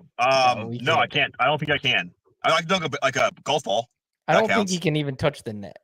honestly. He's got What are no you talking, springs. Yuli? You got no springs. I've played basketball with Ezra before. He's got no I've played with him. springs. I didn't have to jump in that when I would just pass you the ball. Wait, I was Ezra can in one of 100% our? like grab Rant, at least. Did grab Rant. anyone pick Ezra? Yuli, did you pick Ezra for Not your picking top it. 5? I'm telling you, I've played basketball with Oh, Ezra. basketball? No, I'm not good. I'm not good at Okay. basketball. He can Okay. shoot But I think the ball. I think it would be kind of fun to like take a month or two and just practice jumping and then dunk because I think I got it in me. Yeah, you could do it. Yeah. That's what I'm trying. I'm trying right now. Yeah, maybe I should try to race you to it. Make a little competition out of it. Well, Hey, wait until I get down a little bit more weight, and And you've 'cause I got have- 3 inches on me though, and a history of athleticism. So like I feel like you've already got that advantage. Wait. time is on Well, my Yuli side. doesn't think I can do it by the end of the year. So No, I never said that. Yes, I you did. said- That's the I bet. said you're By the not- end of the year. Okay, whoa. The bet is Let's I can't dunk by the end context. of the year. No, That's literally the context. bet. No. You said you would dunk on somebody during a game, and I said, no shot, no way. He's not dunking on anybody in a game. Can you dunk at the end of the year? Never said you couldn't. I said, there's no shot in a game. He said he was We dunking. might have to check the record. I think Yuli I said. know. Go back. I know. Oh it. wait. Okay. Edwin says I couldn't dunk in a game. Yeah. Do you think I On can dunk in a- somebody. You said you were gonna dunk on somebody. I know you're gonna dunk. You're 6'5" or 6'6" or something. Okay, so we might have to have Yuli try to block me from dunking. I'm not gonna ever do that. That sounds like an absolute crisis. But hey, this is true. Ezra, tell him I'm absolutely lethal. Oh, you're locked, man. From With a 3-point hand line. in your face? Oh, dude, Yeah. I don't miss. I mean, You don't- yeah. I don't know what you would look like with defense, but you made those threes look pretty easy. High school, I don't Ezra? know. Was it high school? Was it high school distance? What are we talking here? I don't remember. It was in it the fall, it first was in circle? lifetime. First circle? It just seemed like he couldn't miss. It didn't matter how far he was away. So I think you can put him at half court and he's making them. I'm locked, bro. All right. Yes, we'll locked. see. I'm Let's a see. little different. Maybe we'll have Ezra be the ref for the 5-on-5 match. I don't want anything to do with basketball, man. I'll try to dunk, and that's about it. I don't. All right. Well, we'll see if you can dunk by the end of the year. That'll be a nice little test. In Des Moines, we'll go to the gym in Des Moines and see if I can. That's touch a that. month. I'm still gonna be fat. No, I need. Give me till USDGC. Okay. Fine. Don't care. Give me until October. All right, Ezra, take it easy. Thanks, guys. Yes. Thanks for coming on. Good luck, man. Good luck. Play Good well, luck. Bubba. Thank you, guys. Appreciate it. I'm looking forward to this one. Swedish. All right. Oh, I should have asked him to bring back some legit Swedish fish for me. That's my favorite. That's my literally favorite candy. Swedish. Really? Fish. Yeah. I can go. We're not doing candy, dude. You're running. You're doing the thing. I know, Really but stay locked. But still, it's still okay. I mean, I haven't done really the cruise. I went a little bog wild, but they actually. How do you not? Well, that's also what you're supposed to do. You're not supposed to be on a calorie deficit for like 8 months in a row. That's really bad. So Yeah. maybe a couple, 2 months from now, maybe I'll take a little Swedish fish. I just like one or two of those. Yeah. Mike, do we have Holyn? Maybe, I don't know. Oh, we do have Holyn. Holyn, Yeah. how's it going? Sorry for making you waiting. It's been a little bit chaotic over here, but where are you? Are you over in Europe too? Is it 3:00 in the morning? Did you just get out of the Swedish clubs with Ezra? Yeah, I'm out here partying with Ezra at 3 a.m. No. I'm some tiny town in the Idaho Panhandle. Okay, so you're making the drive back. Yeah, moseying on towards Minnesota. Gotcha. Yeah, Nice. First off, congratulations. Yeah. thank you. Very nicely done. It was one of those tournaments too that kind of just seemed like, towards the end, not really any drama. It was kind of who's going to get second place, which I'm sure super, super nice for you. And you've shown also, I believe, was Milo the first one, the Beaver State Fleeing? Was that your first win? I can't remember. It was. So Yeah, it was. So good memories kind of at that course as well. Just kind of talk us through the week. How did it go start to finish? Yeah, I mean, we got there pretty early because we had that off week from Cascade Challenge. So I, started prepping on Friday. I got a little evening solo round in at Milo, which was super, super cool. Floated the Clackamas on Saturday and then had a super busy week with lots of practice rounds, clinics, and all that. And then, playing wise, just both courses really like the shots they call for are just happen. They're my kind of bread and butter shots. So I had just a few things that I needed to have dialed in, and they were all kind of working for me all week.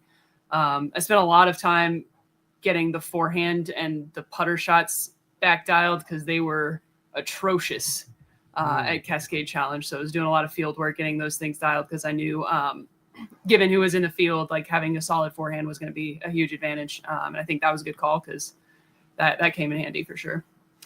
Did you feel pretty good going into Glendoveer, having the field kind of be where it was, with that course kind of be longer, right? It kind of eliminates some of the people towards the top that just can't birdie some of the holes. Did you feel pretty good going into that, having that being the last 2 rounds? Yeah. My hope was that after Milo, I'd be within a couple strokes of the lead, just because I knew I would probably pick up a lot of strokes on the field. And given where it was, I figured, if I fell asleep, Missy could, beat me at Glendoveer. But as long as I played pretty solid, she would have to play nearly perfect to be able to beat me out there. And then I kind of expected Paige to pop off a little bit because she's very good at that course too. So yeah, it kind of went about how I was hoping / expecting it to go. What's it been like having Paige kind of be in contention in these last couple of events? She did have that stretch where, after an injury, it seemed like she just wasn't super confident in her plant foot, which is a huge thing, obviously, in disc golf. But what's it been like to kind of have her back in the mix as like a real challenger? Yeah, I think this past weekend was maybe the first time that she and I have both been in contention at the same tournament. Because when I was kind of coming up, she was still recovering from the injury. And then for both Champions Cup and Cascade Challenge, I wasn't really in the mix. But it's been awesome. I mean, Paige is a friend of mine, and it's really good to see her back, like, confident and going after shots. I feel like when her game is working and her shots are there, like, she's just, same old Paige and in contention, but she does have like more shots that are kind of getting away from her and some decision-making things that I was kind of questioning.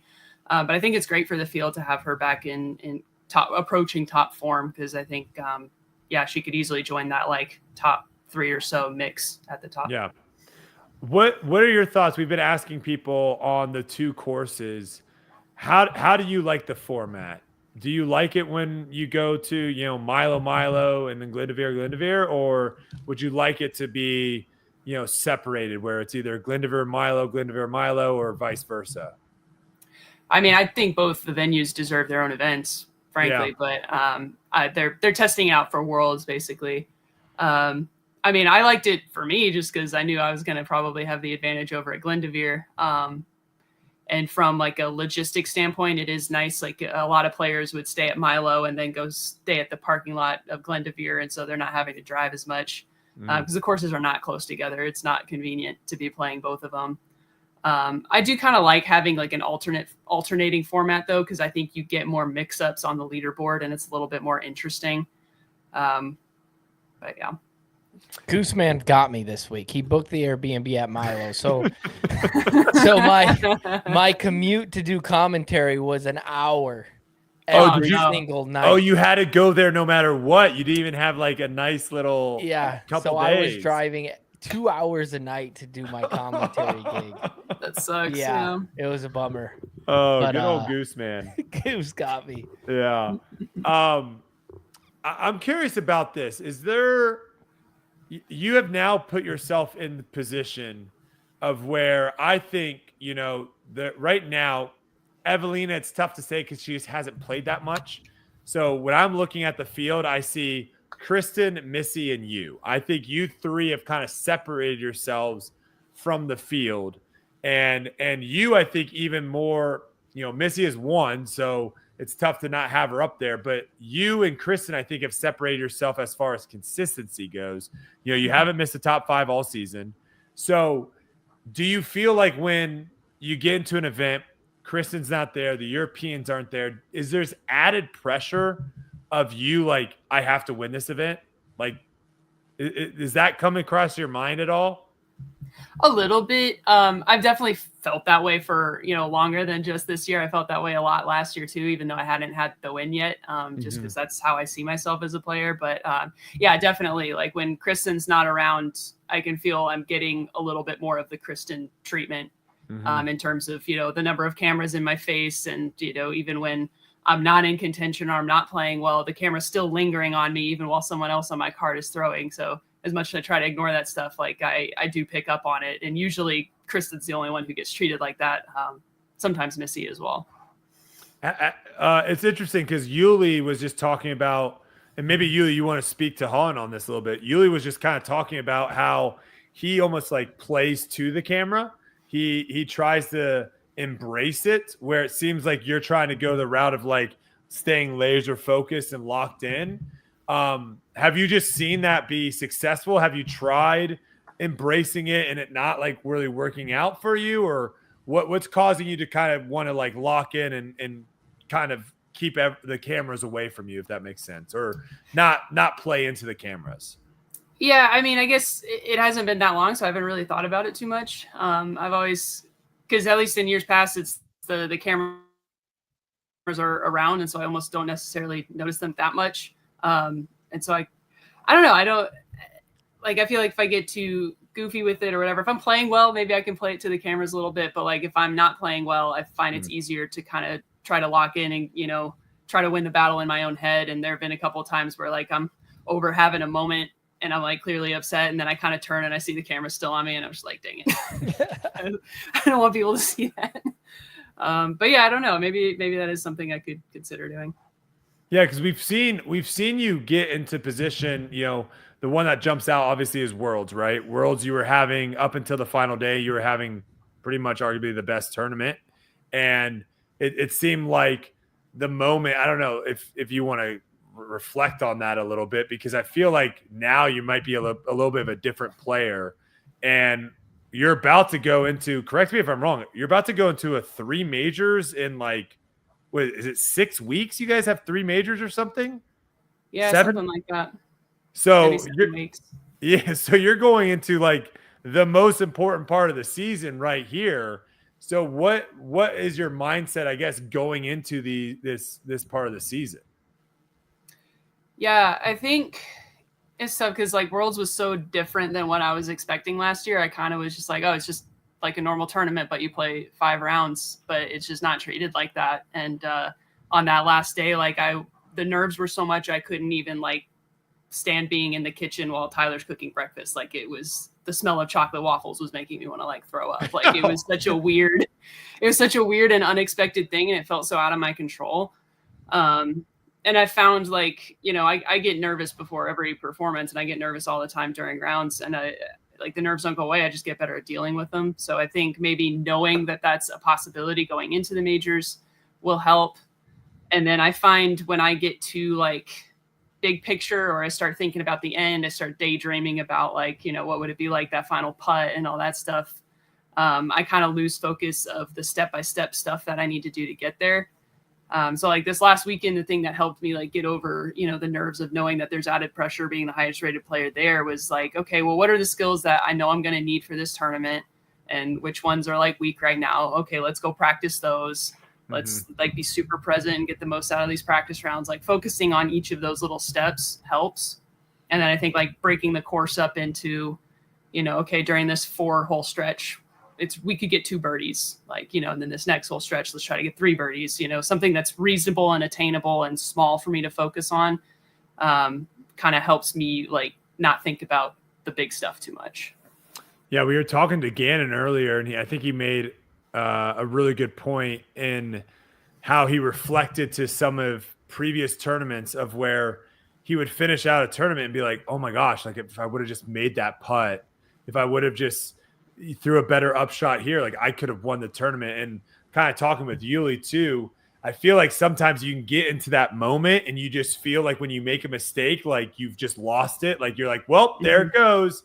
And with the way disc golf is headed, with harder holes, right, with like more chances of things going bad, you're really never out of it if there is holes left to be played. And so like that's got to be like a hard transition to make, of where I don't know, and maybe it's the birdie or die that we're used to playing, and now it's like kind of going away from that a little bit, of where now you can make some mistakes and still win.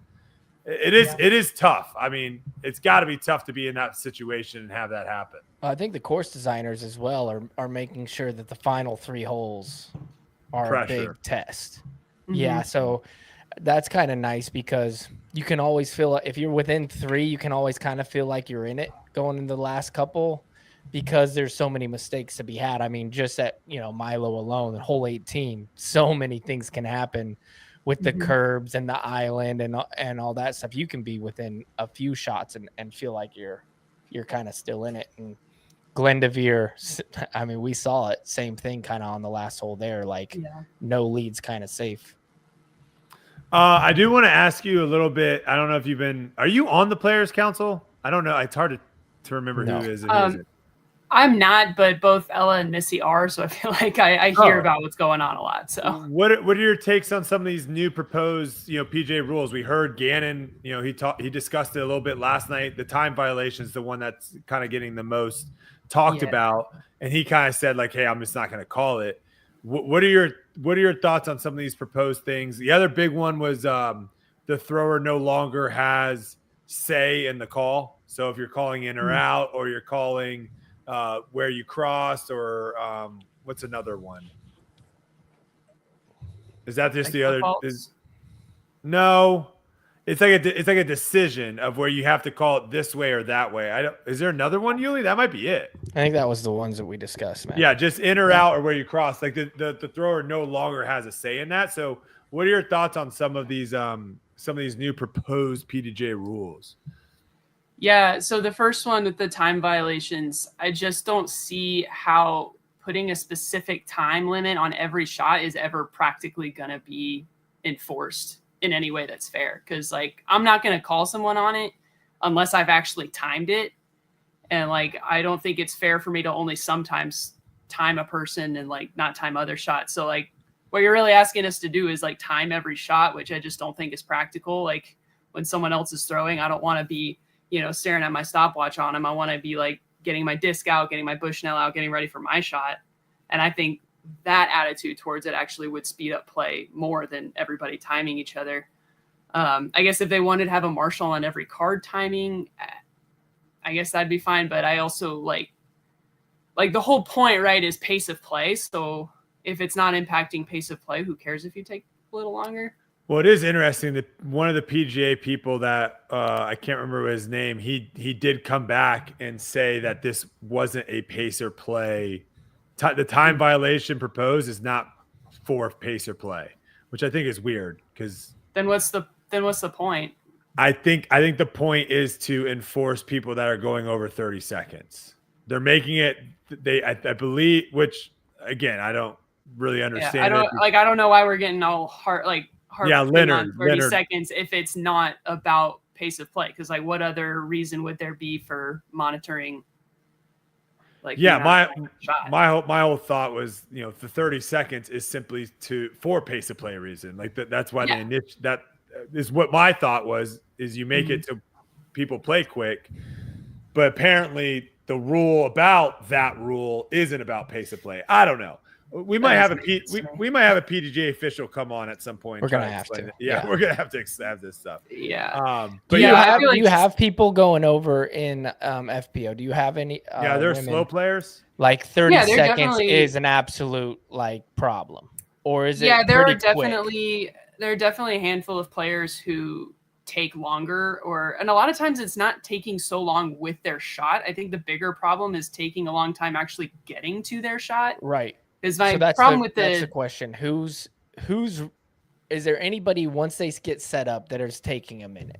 I mean, it's pretty rare. Yeah. Yeah. Okay. It's pretty rare. I don't think it's going to change the way that the rules enforced. And so I don't really think it's accomplishing anything. I've also seen, and this happens on MPO too, it's both. If you get a specific group card together in FPO and even in MPO, there might be 15 to 20 seconds of chatter on the tee box before someone's like, oh, it's my turn to throw.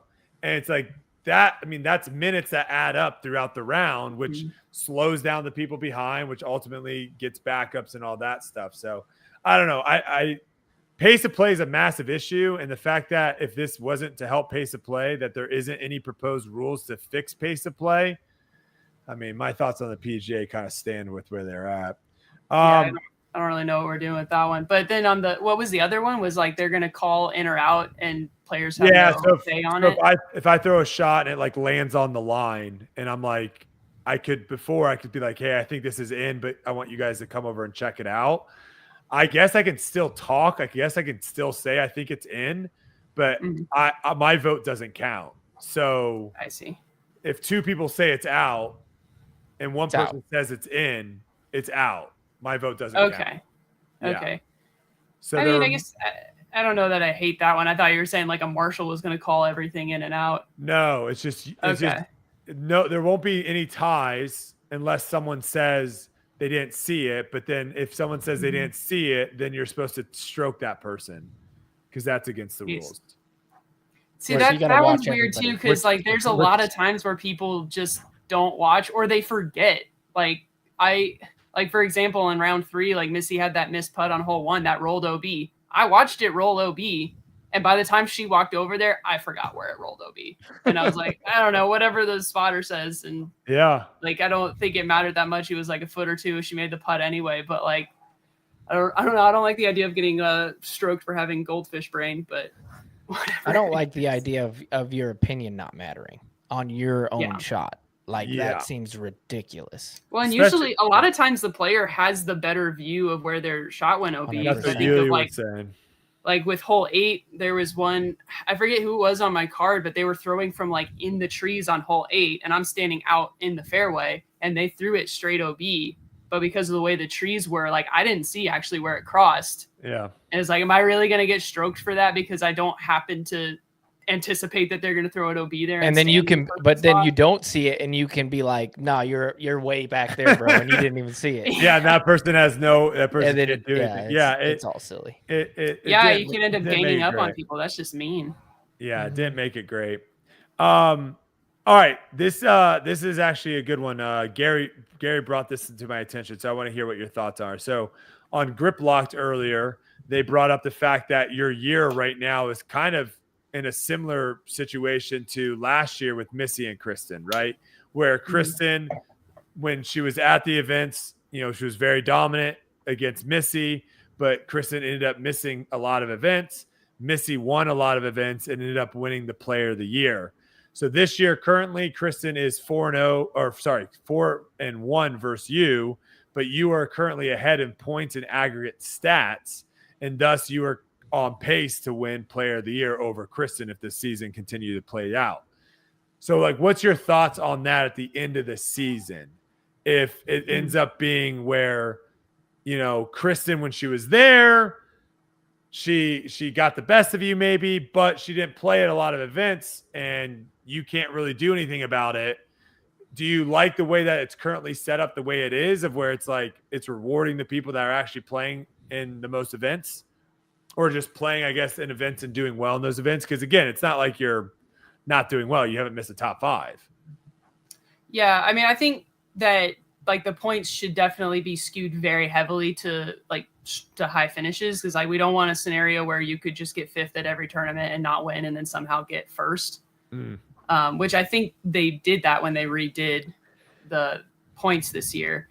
And then as far as, like, me playing in events where Kristen's not there, I think she's playing in events where I'm not there too. Because you could argue Kona Pichte and Ale Open, like the big players to watch there are her and Silva. Like Evelyn and Henna aren't playing. I think maybe the next highest person is maybe Anakin. So I mean, there's an argument there that she's getting some easy points, with being Missy not being there. But then, if she chooses to not come and play, Ledgestone or Idlewild or some of those where she could come play them, like, I mean, I can't do anything about that. That's her choice. Yeah. And yeah, I mean, at the end of the day, like I don't like if this was flipped and she was getting Player of the Year because she like won, so many more events or more prestigious events, but only played half of them. It'd be kind of like, doesn't really make sense for the person who didn't play as many events. Yeah. You want to incentivize people to play, right? Yeah, and I mean, I would love, like, I can't make her come play events, like, Sure.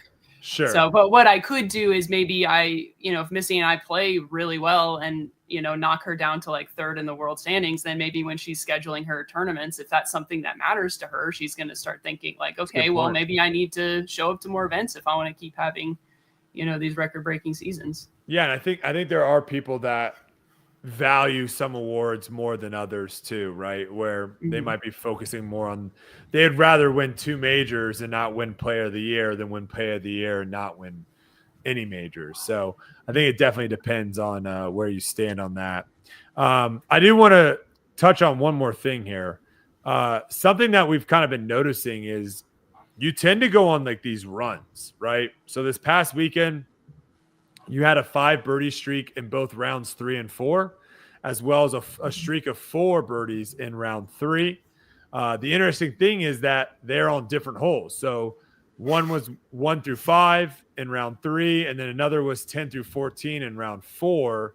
So the question is like, what is happening? Is this just kind of like the luck of the draw of where it's like, hey, I'm so good now, I can birdie every hole now.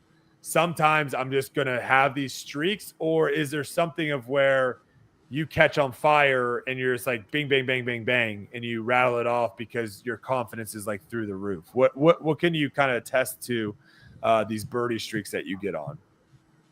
Yeah, I think at Glendoveer in both instances, like I can birdie every hole on that course. There's maybe like 2 or 3 holes where I'm pretty okay with like not birdieing because they're just shots I'm not that great at, but like the rest of them, they're all shots that are my bread and butter. And if I'm clean off the tee and I'm putting decently inside the circle, like, yeah, there's a high percentage that I birdie them.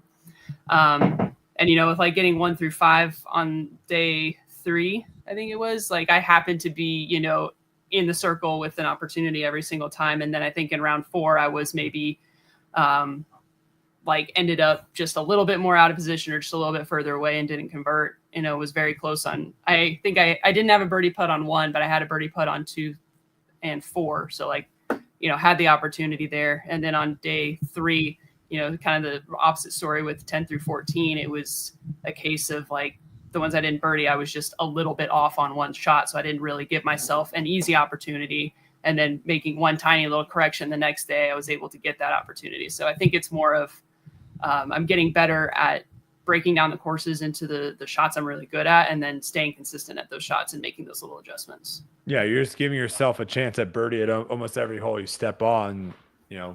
Law of numbers, you're going to get a bunch in a row every once in a while.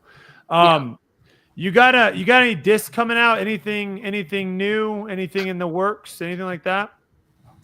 I'm not sure. They haven't told me if we're doing anything for Kansas City and for Northwest yet, but we did have the confetti vultures that dropped recently for. Have you filmed those?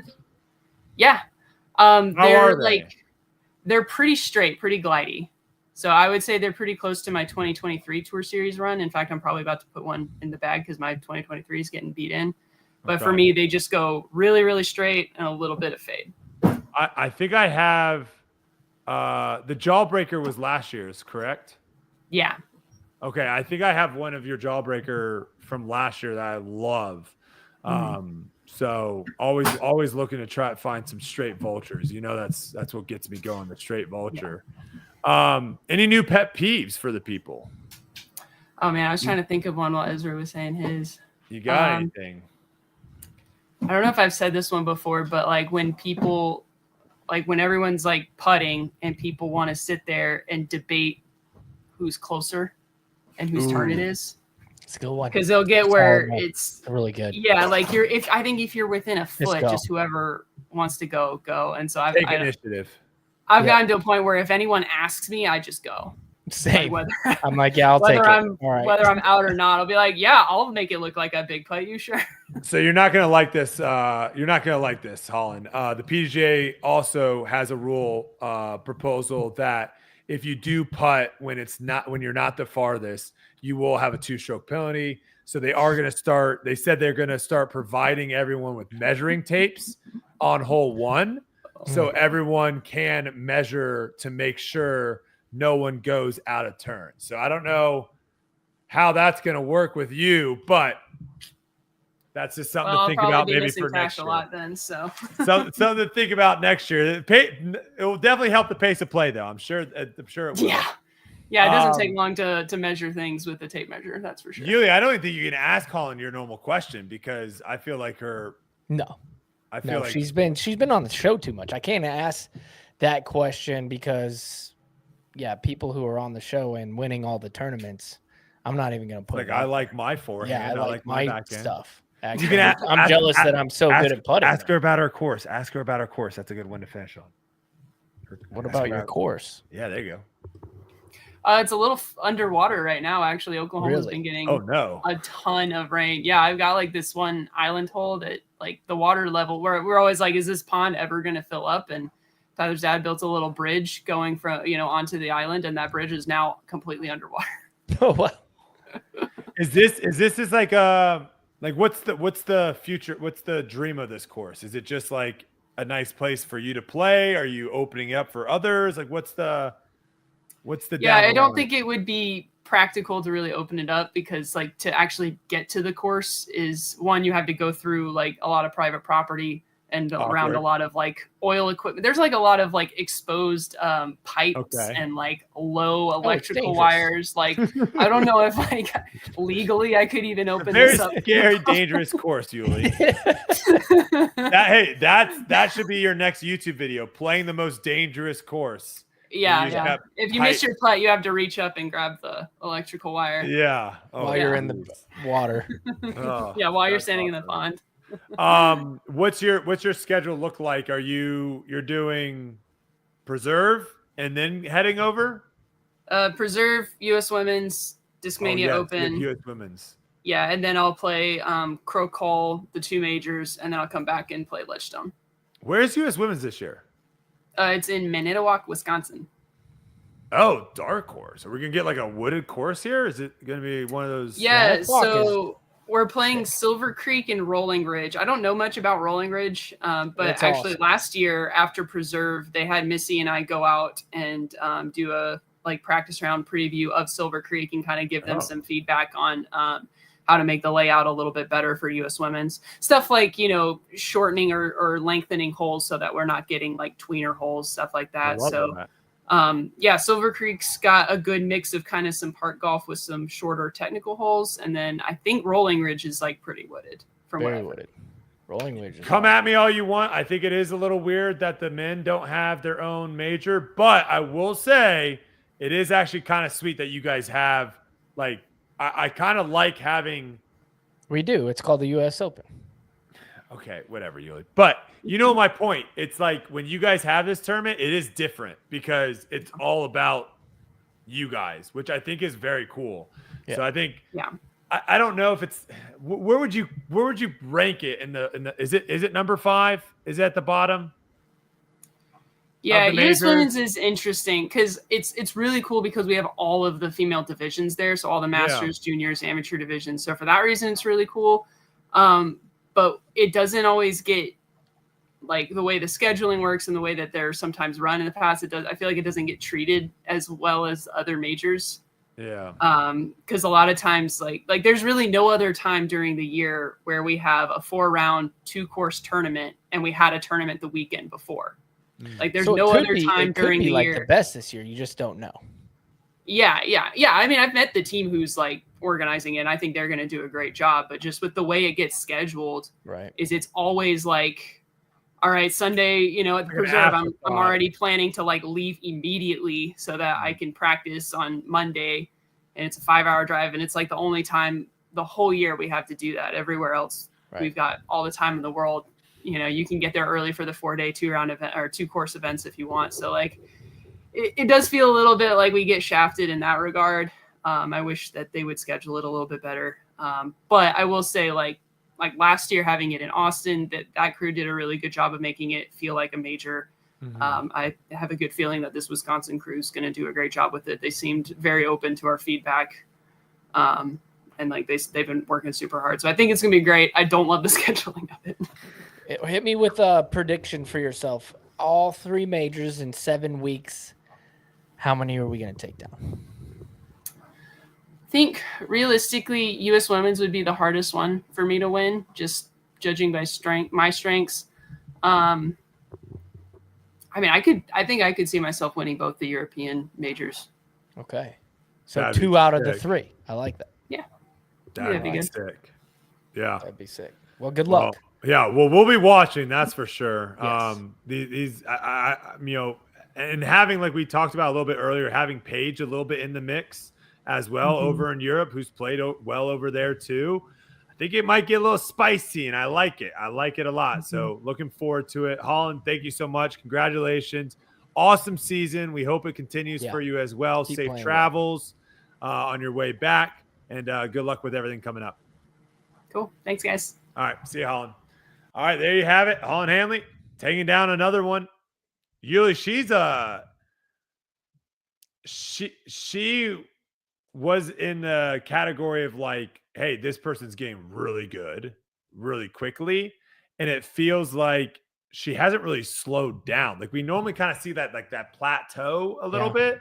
And it feels like now maybe her skills aren't drastically improving like they were, but now it feels like her mental, her gameplay, having the confidence, it feels like that element of her game now is drastically improving. I mean, we said it on the podcast. It's fun to before. watch. I know I have.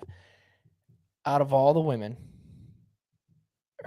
I could see her keep getting better and better and better. Because when I watch her play, she's still winning, and I'm like, something's missing. Like there's a little, like the sauce isn't quite there yet. You know what I mean? Like it's just not there to my eye, which tells me like if I'm thinking that, there is so much room for improvement that I watch, like, for example, I watch Kristen play and it's so well-rounded and she's so good and it looks so easy and her mental game's so good. And she has that effect, like I was talking about Gannon, where people come back to her. She doesn't have to birdie out. She can kind of wait in the shadows and the field comes back to her because she's that good. Holyn, when I watch her play, sometimes it seems a little sporadic. I don't know what I'm getting from hole to hole, and she's winning tournaments. So once that flips, and if we could see her get that consistent game all the way around, I mean, I think it could be like the best we've ever seen, ever. Yeah, she's getting up there. How big that ceiling is. The putt doesn't seem to be like a problem either. The putt was an issue with when it came like crunch time, right? When the nerves were kind of the highest, the putt was an issue. We have seen that in the past, but it just seems like she's kind of throwing these demons in the closet and forgetting about them, right? And moving forward. So we will see. Hey, two majors out of the next 3. That would be a very impressive feat.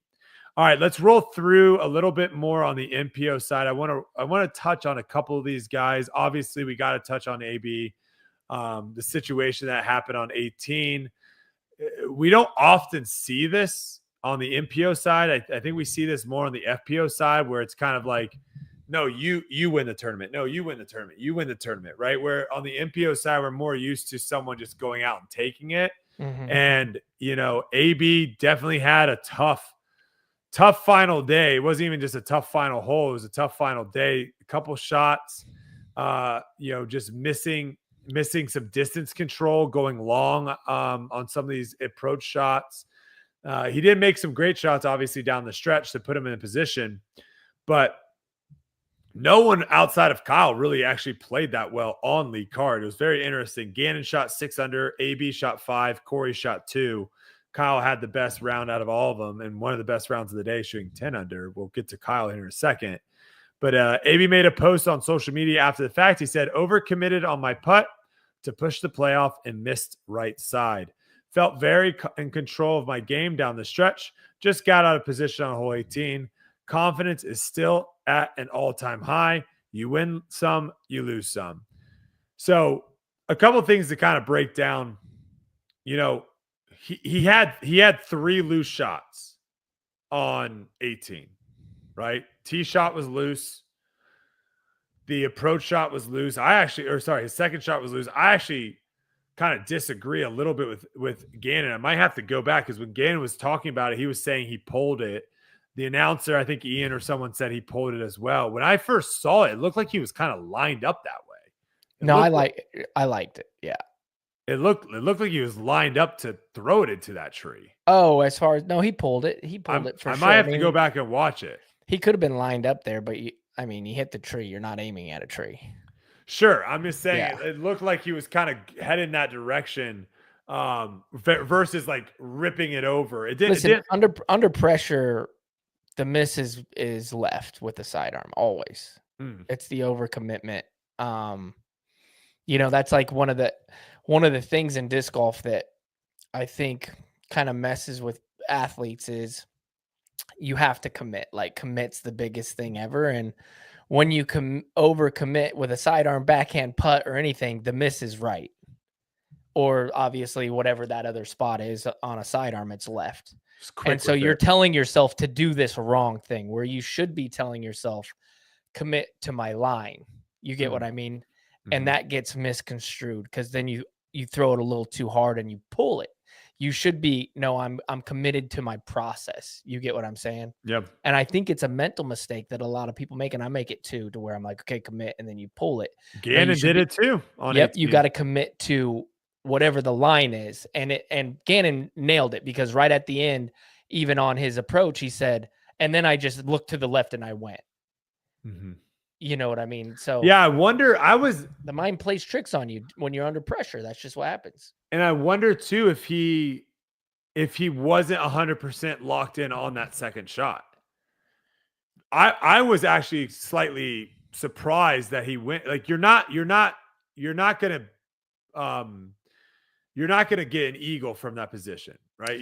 I think from where he was, I think he was playing for a long putt. Because I do, because if you get down that hill, it's not far from where he was. He's still got enough distance. Even Gannon said, hey, he was 500. He was like right around 500 feet away from where he was.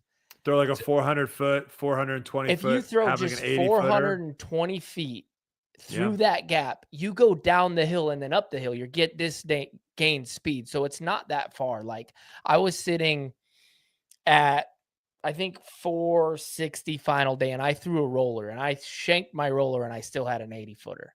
I mean, just didn't even come close. So it plays a lot shorter because of that hill. Well, do you think that's the right play to try to? I do for him because it's not that tough of a shot. So when Gannon's saying he would have pulled it out of bounds, I disagree. I think it would have cleared and made it far enough. Backside, coming in the backside. I'm not sure what he was trying to do. I wasn't there in person. I'm just judging by where he was on the thing, which means if that's the case, I don't mind the play because Gannon, Gannon's going no matter what. Like he's going for the eagle no matter what. But it's so hard, right? Because it's like, you play aggressive, you make the eagle, you win. It is tough to play for birdie there with the idea that Gannon's in a perfect spot to eagle, right? This is exactly what I'm saying. When you're that guy, which Gannon is that guy, we're watching it in real time happen over and over again. You're expecting this guy to be great. He's the number one player in the world. You expect that, even though it's not the case, and it forces the other person into a mistake. That's what happens because you have this expectation for this guy. Okay, he's going to eagle. That's what he does. He's Gannon. He wins all these tournaments. But if you really look at the way he wins some of these tournaments, the field's coming back to him. Does he throw a different shot if he goes second there? Gannon pulls his second shot into the trees. Now he throws something different. Yeah. It's position. And I unfortunately I'm watching live and I had a feeling AB was going to pull the tee shot. And here's the reason why. The round before he went out of bounds left through the big sidearm in. Mm-hmm. And so when I saw Gannon throw the right, that's why I asked him if he pulled the shot, because I thought it went so wide and then he almost went out of bounds left. So then AB sees that And now I'm worried because he already went out of bounds left. He Overcorrection. throws it too low, Anheuser trying not to go out of bounds left, and that's where the mistake was made. I think it was memory from the round before. Such a good hole, though, because every shot, I mean, we've seen now AB struggle down the stretch there. We saw Garrett Gerthy struggle down the stretch. We saw Aaron Gossage struggle down the stretch. It is a hole that you can't just, the hole that you're about to play, 18 at preserve, they keep it the same. That's one where if you're on that course, it's like the person that has the one-shot lead is going to win that hole almost all the time. Unless Simon changes it, yeah. Yeah, and so Simon changes it. But last thing about Anthony, the post. I was really impressed with the post because of he admits that he missed the putt. I was just going to ask you, what are your thoughts on the putt? He missed it. He missed it right. A lot of right. people calling it a spit out. It's not. He missed it right, and then he says it in his post. I missed it right. That shows maturity. If he lives in denial in that moment, okay? If he lives in denial saying like, oh, that could have caught. Bad break, wah. That's tough for a career. Mm-hmm. And the fact that he blames himself, says I overcommitted. I like the way he words that because he felt like he was in a good mental space. He felt like he putted it, but what happens when we overcommit? We pull it, and he missed it right. He's going to be able to learn from this. The problem is Gannon gains more momentum, and when that happens for the all-time greatest players ever, like it's tough to beat those guys down the stretch. With a couple majors coming up, it's tough to beat a guy like that down the stretch. Look at Paul. Paul's the other guy where I really saw. I mean, he did it to me. It was like I felt his presence so much I blew an 8-shot lead to the guy one time, in 9 holes, 8 shots. Because that's just who the pressure that he applied, and I applied the pressure to myself because of the respect I had for the guy. So, I like the post, like I said, because it tells me that he's got a good chance to get over this and put himself in those positions again and knock it down. I don't think he misses it again. I'll tell you that much. His next win's going to be the toughest one. Unless he is blitzes the field, his next win is going to be the toughest one to get. And then once he gets that, then he can kind of get rolling again. But yeah, I like his chances at preserve, honestly. Yeah. I mean, he's really so good. So good. And yeah, for all those that think it's a spit out, just real quick, it's an elevated basket. The big difference between that putt on an elevated basket and a non-elevated basket is the direction the disc is going when it hits the change. On a non-elevated basket there, the disc is going to either be flat or on the way down. So it's hitting it down, and it's going to have less time to get out, and it's going to maybe hit into the basket and go in. If you watch, that putt's not dropping. That putt is going up. It's going up. And so when it hits the change, it's climbing, giving it more time to get pushed outside the basket. Everyone that's played on those baskets, everyone that's played on elevated baskets, and that's why AB says he missed the putt, knows that putt is not sticking. The only way that putt sticks is something weird happening. When you putt that way, you're clenching your cheeks because you probably missed it. All you can say about that. Isaac Robinson, nice push there towards the end. I wish the tee times were closer or the groups were closer, because that would have been a nice little thing to kind of have him. Obviously, he ended up losing by 5, so it wasn't close. But at a certain point in time, it was kind of cool to see him making a little bit of push. He actually had a good round, shooting 8 under. We talked to Ezra. Ricky, we talked about him. We thought we had, you were kind of thinking that he had a chance to win. I also was talking about Simon too. Both of them had great tournaments. 5th place for Ricky, 7th place for Simon. Luke Taylor, someone that we haven't really talked about too much. He had a great tournament. Maybe he's going to start catching fire a little bit. 7th place. Corey Ellis, major winner as well, finishing in 7th. And Nate Sexton. Hey, what a tournament for him. Not playing that much this year on the Pro Tour. Definitely played a couple of events in age protected, but a solid finish for him. A couple people I gotta, Eagle. I don't know. I thought maybe Yuli, this was going to be the one that he woke up and kind of was It was contending. looking like that for a little bit. Yeah, it did. And then he kind of just slept a little bit. It seemed like a lot of these guys just struggled to have like 4 good rounds. Yeah. Like, and it's tough. Those courses out there are tough. So it's not easy thing. Gooseman, though, top 15 finish. Good for him. Yuli as well in the top 15 as good finish as well. And then I think the other name we just got to talk about Paul. We got to talk about Paul because this is tough because I still think even with this performance, right? He finishes in 19th place after shooting a crazy 12 under round and putting himself basically in the mix. He shoots 2 over par and then 1 under par. So he shoots 1 over on the weekend. Very un-Paul like. What's your initial thoughts on what's going on here? I think it's the last time he does it. I think it's the last time he absolutely blows it.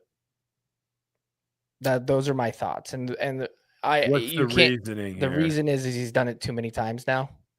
Like he did it in Champions Cup, and then he just blew it the next round. Shoots the hot round again this time, blows it again. Great players like that. That's not something that trends. Like that's not going to be all of a sudden become who he is. You get what I mean? Like he's going to figure it out. That's my prediction. And I'm going to stick with that. Like I just don't see like for example, Ricky doing the same thing like twice in a row. It's just not something that those guys do, Yeah.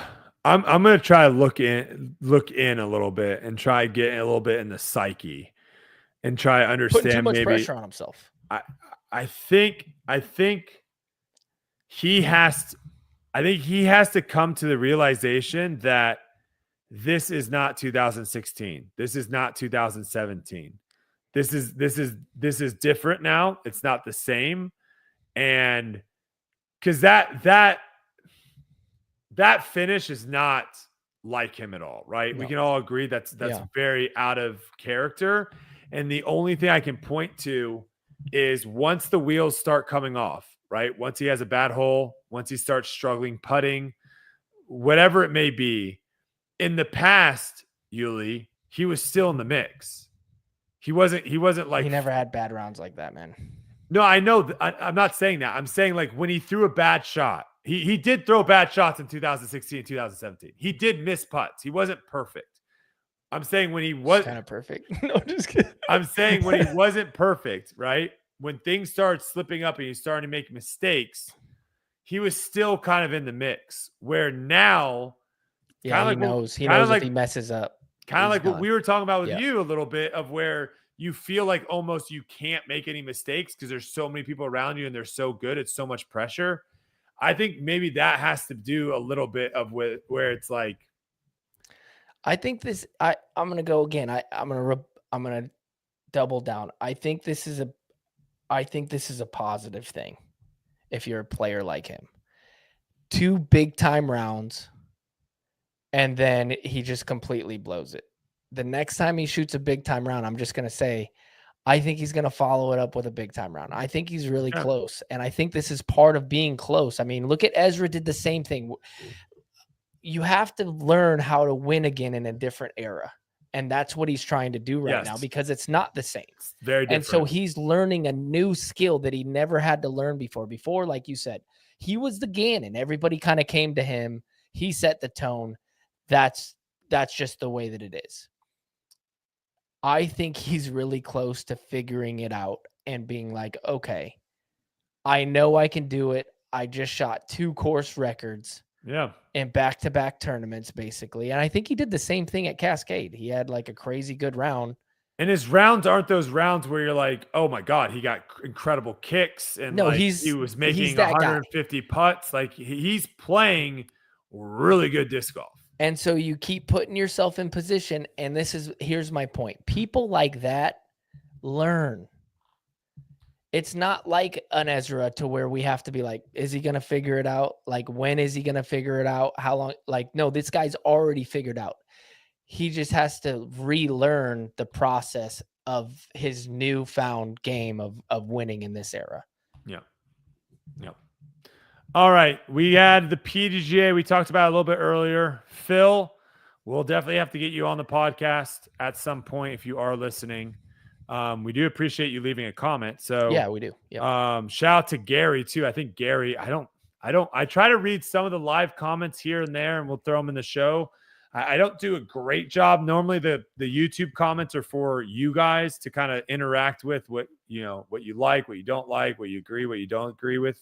I don't really interact too much with the actual YouTube comments. So shout out to Gary for finding this one. This is from last week's podcast where I went off on the PDGA a little bit. I talked a little bit about my dislike for the PDGA, and so he says, "Get me on this podcast. Love the rant, Brodie, but please let Paul speak and articulate what has been worked on for 3+ years from the DGPT Players Council to bring to fruition. There is a problem in disc golf. Period. Extensions will change the culture of the sport. I say we run this for 2 to 3 years. See if this actually helps change the culture. Then take back some extensions or change it. Nobody likes confrontation. It's plain and simple. Golf doesn't have a marshal on every card. And until that happens, we need to accept this change." And then he goes on the addressing thing that we talked about. So first thing I got to say is he says literally in one sentence, extensions will change the culture of the sport. And then literally the next thing he says, let's try this out for 2 to 3 years to see if this actually changes the culture. Am I misreading that, or is that I'm not misreading that. No, he says, and then after 2 to 3 years, I think what he means is once the culture changes, then you can go back, revert. No, he says, see if this actually helps change the culture. No, I know. I think I'm guessing he misquoted there, because it would make sense to do this, change the culture after 2 to 3 years, revert back after people basically have no problem calling each other on rules. Okay. Does it hurt his case a little bit that every, Holyn and Gannon, 2 of the top players on the MPO and FPO side, have basically said like the time extensions is dumb? 100%. It's a cushy life these guys are living. Is that No. It's for sure. It doesn't hurt the case. That has to... Holyn and Gannon are living a cushy life on the lead card every single weekend with flowers, and nobody gets called. He can take a minute and a half, and he likes that. You get what I'm saying? So I hear you. So I don't like Gannon can say whatever he wants, but like AB's not calling Gannon on a time extension on that last hole. Not on the last. The last hole is a different story. Well, see, that's the problem. Is like the last hole is different than the that's my whole point. He wouldn't have had. No. Listen, let's look at the broad picture. Okay, through the round, I guarantee Gannon take longer than 30 seconds on some shots. In that case, not only will the card mates, but I think the marshals following the marshals are scared to do it. It is a culture thing.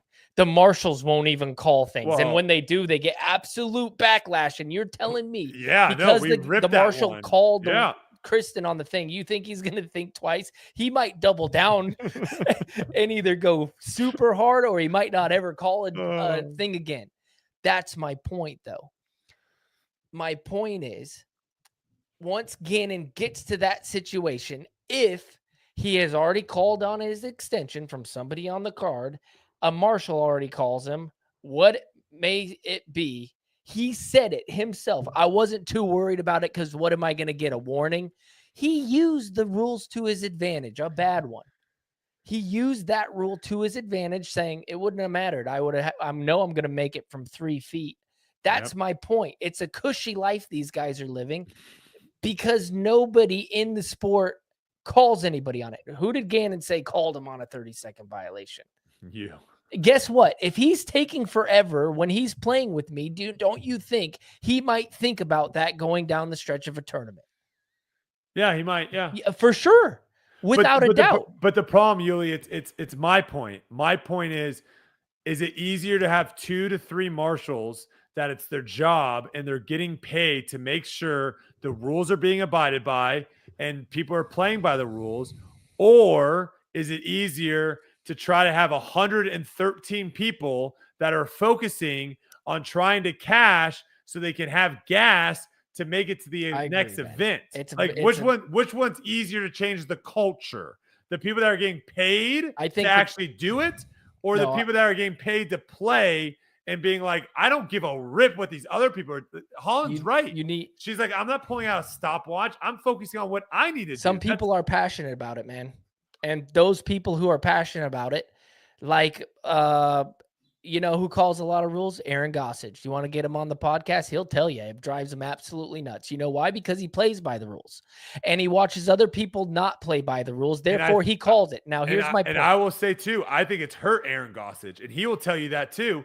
It has hurt Aaron Gossage. Sure, because the culture's not with him, bro. It's hurt him because he is calling rules and he's paying attention to the rules versus paying attention to himself when everyone else is just paying attention to himself.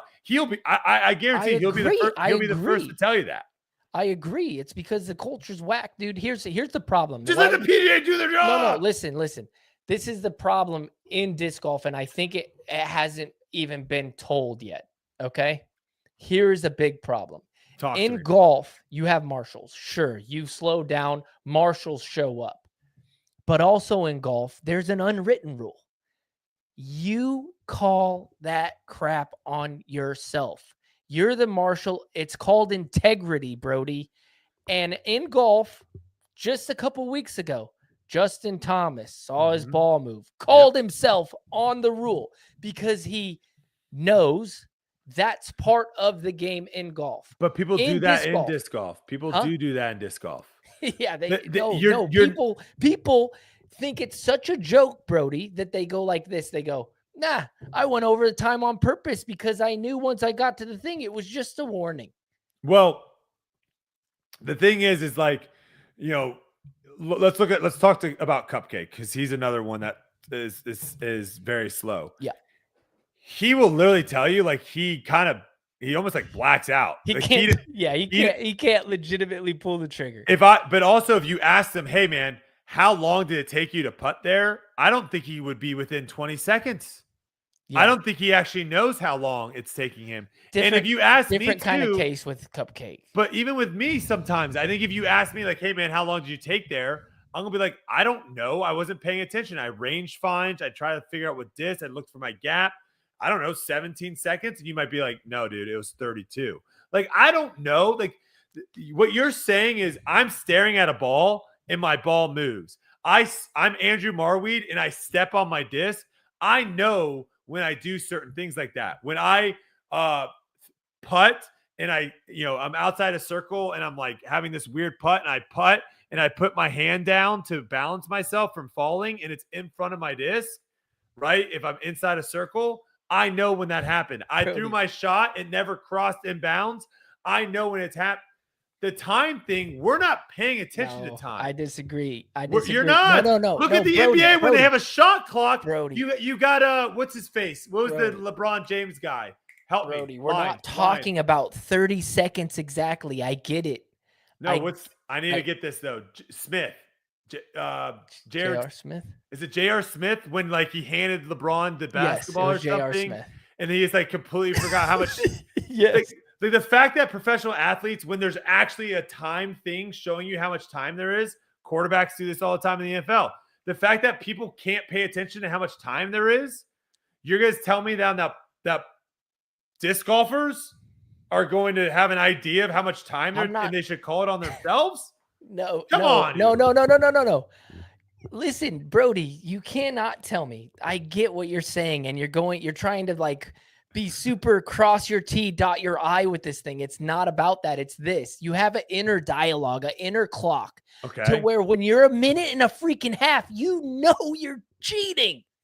Yes, when you're that egregious, I agree. But That's all also, I'm saying. no, but Yuli, the thing is if you're a minute and a half and you're 31 seconds, you are both cheating. That is how the rule should be played. That's my point.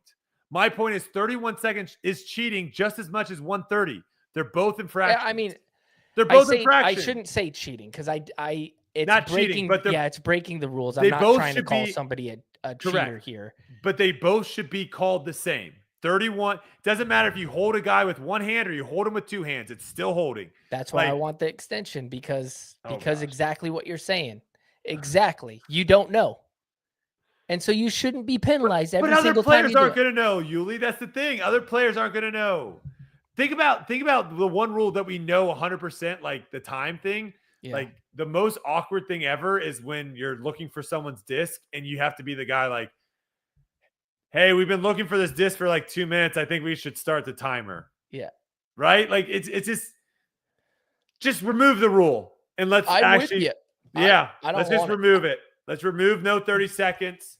Take as much time as you want. I still of say play. this. I still say this.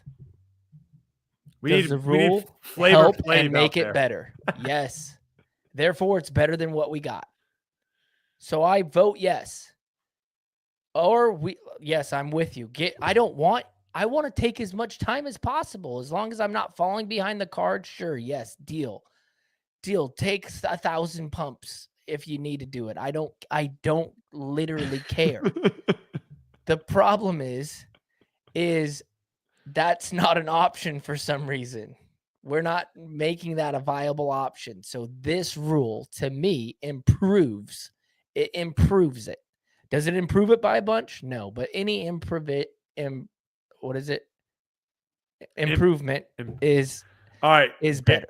Gary might have just dropped the bar on you though, Yuli. He said, yeah, $2 is better than $1. But when you have the time to work on getting 5, that $2 is silly. Agree or disagree? Not when you don't even, the 5 isn't even an option, dude, right now. They're not giving 5 as an option. So no. Should I ask when Phil comes on, should I ask him how much money they need to increase membership fees so that marshals actually do something at tournaments? Sure. Here's should that be my first question? I like that. Yeah, deal. Ask him. This is fact. When I'm on the course, Brodie, yeah, I am very aware of my 30 seconds.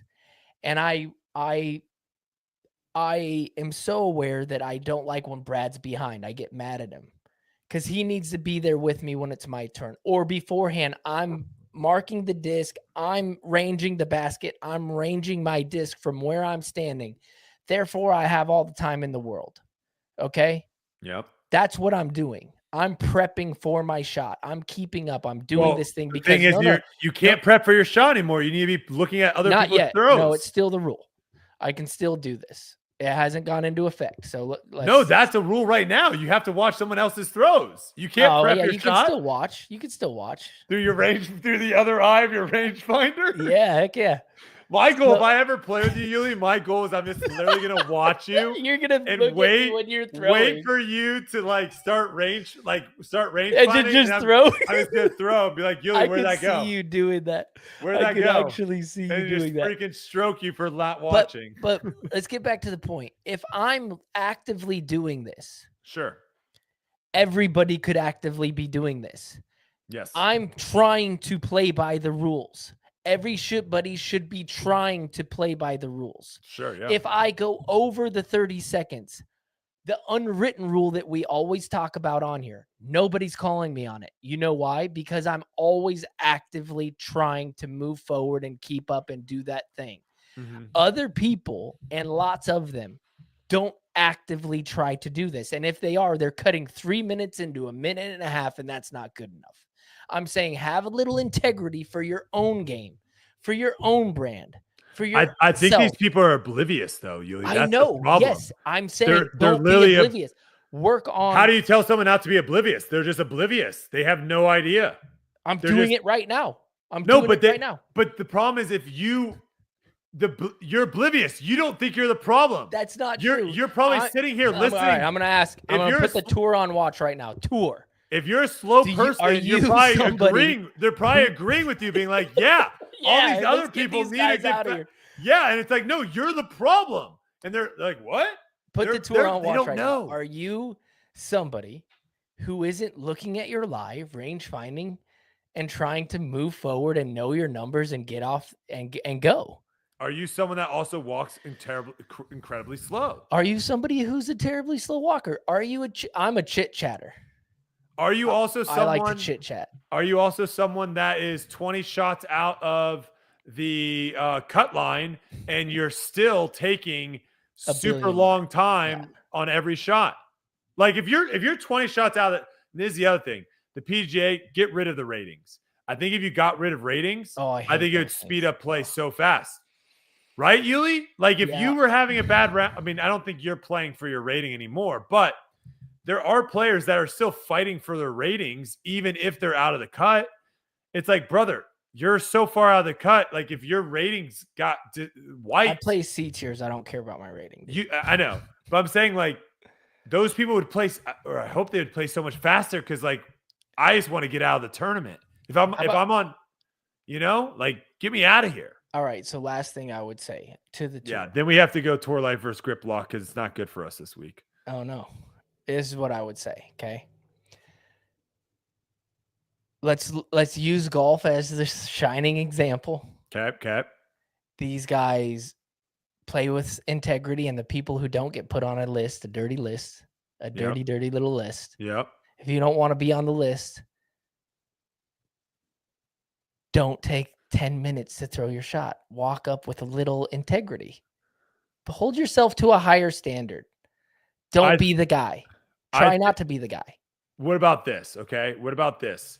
Because right now the PDGA has us showing up to our tee times 5 minutes before. You hate it, right? So what if we actually do something with those 5 minutes? I don't hate. I hate. I think it's a ridiculous rule. What I hate is this is the one that they chose. I know to go all in on. But let's say that now they're making us show up 5 minutes before because they have these new bibs. You know how they have those caddy bibs they give us now? Now they have these new bibs that say, I'm a slow player on the front. Hold me accountable on the back. #integrity. Yeah. And so on this dirty little list we have, there's certain people. Now we're just shaming people. Yes. And so now they have to wear these slow bibs. It's the scarlet letter. They got to play with the slow bib throughout the round. And like the crowd can start being like, hey, play faster. And they're like, thank you for holding me accountable. #integrity. I think that's a better idea than time extensions. Guess what? The time extension's great because guess what happens when Gannon. They're not great. Stop saying they're great. Stop saying they're great. Awesome. It's great. No. Because of this. Last hole, Gannon should take all the time that he wants in the world. He would have the option to. We wouldn't be talking about it at all. We would be talking about nothing but him making a great approach shot and AB missing a putt, and Gannon wins the tournament. There's no discussion. Because a time extension there? He would wouldn't even be. It would just be. Yeah, it would just be. It's just gone. Time extension. Yeah. Sure. All right, let's move on. Tour life versus grip locked. PickEm. How did we lose? We were kind of killing it. Our first Eagle killed us. Our first, they had Eagle too. Our first loss here. But the good news is they only beat us by 4 points, 3.5 points. So the what a week for them. The one time they beat us 3.5 points. What it really boiled down to was that AB putt. AB makes that putt. Yuli, if he goes and wins, Gannon now gets 16.5 points. AB gets 25 and we win. We picked all the same FPO players. They just ended up picking Gannon, basically, is all it was. They got Gannon and we picked AB. Are we picking Ollie? I don't know. Edwin or Mike or Gary, did they do picks for Ollie? Are we doing Ollie? I don't know. I think that no pick him for Ollie. All right, so we'll wait for next week. Yeah, figured. That just for Ezra's sake, we'll pick Ezra. Because I kind of told him we might think about picking him, so I don't want to hurt his feelings. All right, we're picking Ezra this week. All right, we got a couple listener questions to roll through here. You know who I'm picking? Silva. Ooh, the upset. That's right. First time beating Kristen. That would be a massive upset. All right. After AB's loss, while he was crouching, a fan yelled, You played great, AB. Is that is that sort of fan encouragement helpful to you guys in that kind of moment, or would it make you want to rip a high-speed driver at his nose? It's not the time. Great question. It's definitely not the time. The guy just went through one of the most brutal 3 minutes of his life. Mike said 100% helpful. Continue doing it. Great support. No, please don't say that. Heart Attack says you played great until just now. It's wholesome, and you got to think, okay, thank you for having my back, and it's only positive. But sometimes the worst thing you can say after a big time defeat like that is, "Hey, you're still good. You're better than me. Better than I could have done." Yeah, better than I could have done. One of those things. Like, yeah, it's just there's nothing you can say, except for, "Hey, man, I'm sorry that happened to you." So I think there's two different types. Hey, I'm sorry that happened to you. Probably not the best thing you can say either. Just don't say anything to the kid. Unfortunate course design. So I think there's two things. I think people can be two different ways, right? And I think the issue here is this is more like a team sport thing, right? I played with guys that when they dropped a disc or when they threw a bad pass or anything like that, right? Or they got scored on or anything like that, I knew from being their teammate and being around them, I knew that I needed to get to them, get in their ear immediately, or they were going to start self-sabotaging. Yeah. Right? I need to be like, you're good. You got this. Let's go. Right? Where I, on the other side, I'm complete opposite. Right? If I just make a mistake, I'm dropping my head, I'm walking down, and I'm in my own thoughts. And if you come to me and be like, Brodie, you got this, you're fine, I'm going to look at you and you're going to know never to do that again. Because I don't need that. That's not doing anything for me. Yeah. And so I don't know what AB is, but I will say this. None of these people yelling at him are his teammates, right? Yeah. None of them are his like close friends, his family or anything. And so you're better off if you really want to know the answer, you're better off just not saying anything at all. Yeah. Right? I'm with you. I'm not that. Make it about yourself. Yeah. I think would be. Oh, we got a real story from Edwin coming in. At Worlds last year, Brodie was like tied for 10th, finishing New London, and I was there and had a cold water waiting for him on 18. He proceeds to triple bogey 18. I didn't even say hi to him. Yeah, there you go. But yeah, make it about yourself, right? So if you still wanted to get an autograph from AB or get a photo with AB after the round and he was doing it, right? Say like, hey, it was so cool to come out and watch today, right? Yeah, thank you for staying. Yeah, if you make it about yourself and talk about how how much you had fun, that's great. Tough break, dude. Tough break with the spit out. Because the thing is think of how many other people are saying that, right? Man. Yeah. If you're walking up and saying, hey, thanks so much for staying around because this is my son's first disc golf tournament. He had a blast. Yeah. That interaction is unique. That's new. He's not going to be hearing, hey, you'll get it next time, man. Keep your head up, brother. Like you don't want to hear that a bunch of times. Yeah. I tell Brad, I'm with you. I say these exact words. I don't need a cheerleader. Yeah. I don't need it. Like some people you'll do, get him next time. I'm like, some people do. I I'm know not that way. Exactly. Yes. And me and Brad have had long talks in the car of me being like, dude, I don't need any of that. I honestly messes me up. Yeah. Alls I need is silence. Let me figure it out. That's the type of athlete I am. I don't need a cheerleader. All right, we have a serious question here. They started with serious question. Why was there no flag by Natalie Ryan's name on the Northwest Championship leaderboard? I'm currently aware of her controversial life decisions, but does this mean she no longer represents her country? Was this her choice or the PDGA? So, I mean, we're able to change our name now. Like, Joseph Anderson shows up at Joseph Anderson, right? He doesn't show up at Joseph Buckets on the leaderboard, does he? He changed his PDGA to Joseph Buckets. So you can. Does it show up as Buckets on the leaderboard? No, it does not. I think it does. It shows up as Joseph Buckets on the leader. Oh, it shows up as Joey Buckets. Okay. So I think the flag thing is optional as well. I think you get to decide what you want to have shown up there. What's that really cool country? Azerbaijan? Jean? Sounds Sounds right. Is it Azerbaijan? I know. Chat knows. I highly doubt that it's No. Azerbaijan. I think it's out. Yeah, there it is. Azerbaijan. Yeah, it's not yeah. Albert Dejan, dude. Can you pull up a Is flag? it Albert Deschamps? Is that the country? Mike, can you pull up the flag of Azerbaijan, please? Because maybe that's what I need to do. Maybe I need to change my flag to Azerbaijan. My flag ain't changing. All right, fair enough. My flag's staying with the US of A. If I win, That's my stuff right there. If I win under the Azerbaijan flag, I might have to just keep it. Hey, then you could play for the other team. I can make it to the Olympics. There you go. All right, looking ahead to 2027 Worlds to be hosted in Oregon. What do we learn from this past weekend about what worked and what didn't? Specifically for Yuli, did this event feel like it could live up to the importance of a world championship? Of course it can. Yeah, it checks all the boxes. It does. The only thing is a little bit of a drive in between courses. That's it. But that's it. Other than that, listen, the support you get from the place, great crowd. It's very, very impactful. Ending at Glendoveer, huge. You have the clubhouse with the restaurant, and the bar. You have all the amenities right around there. It's beautiful.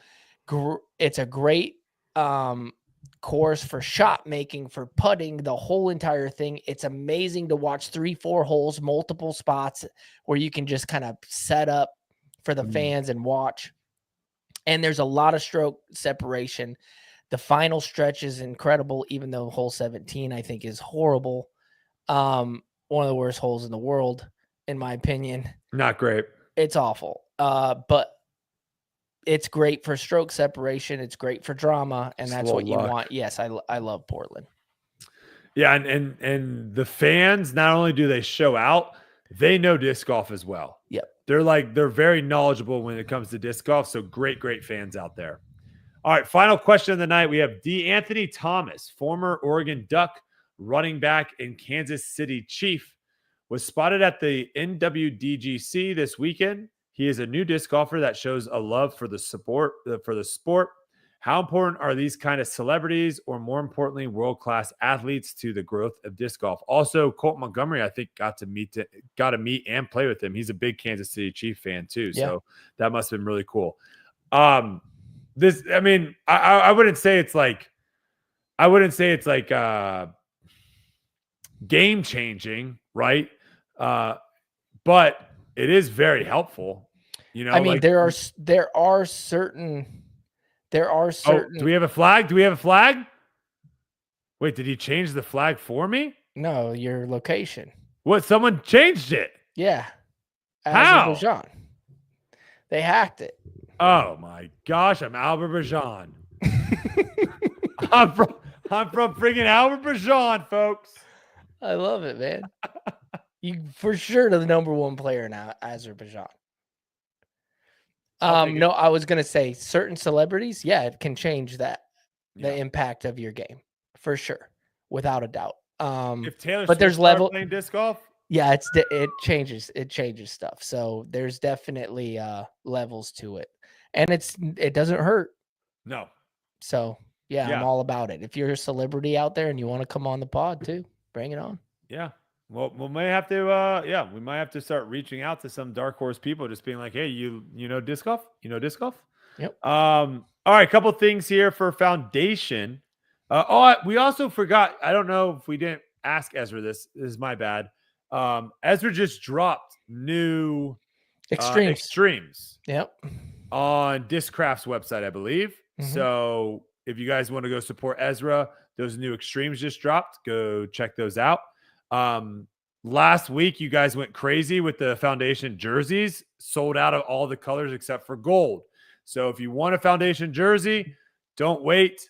Gold's the only one remaining. So go over to foundationdisc.com and grab that. And we've got some fun stuff coming soon to the Dark Horse collection over on foundationdisc.com.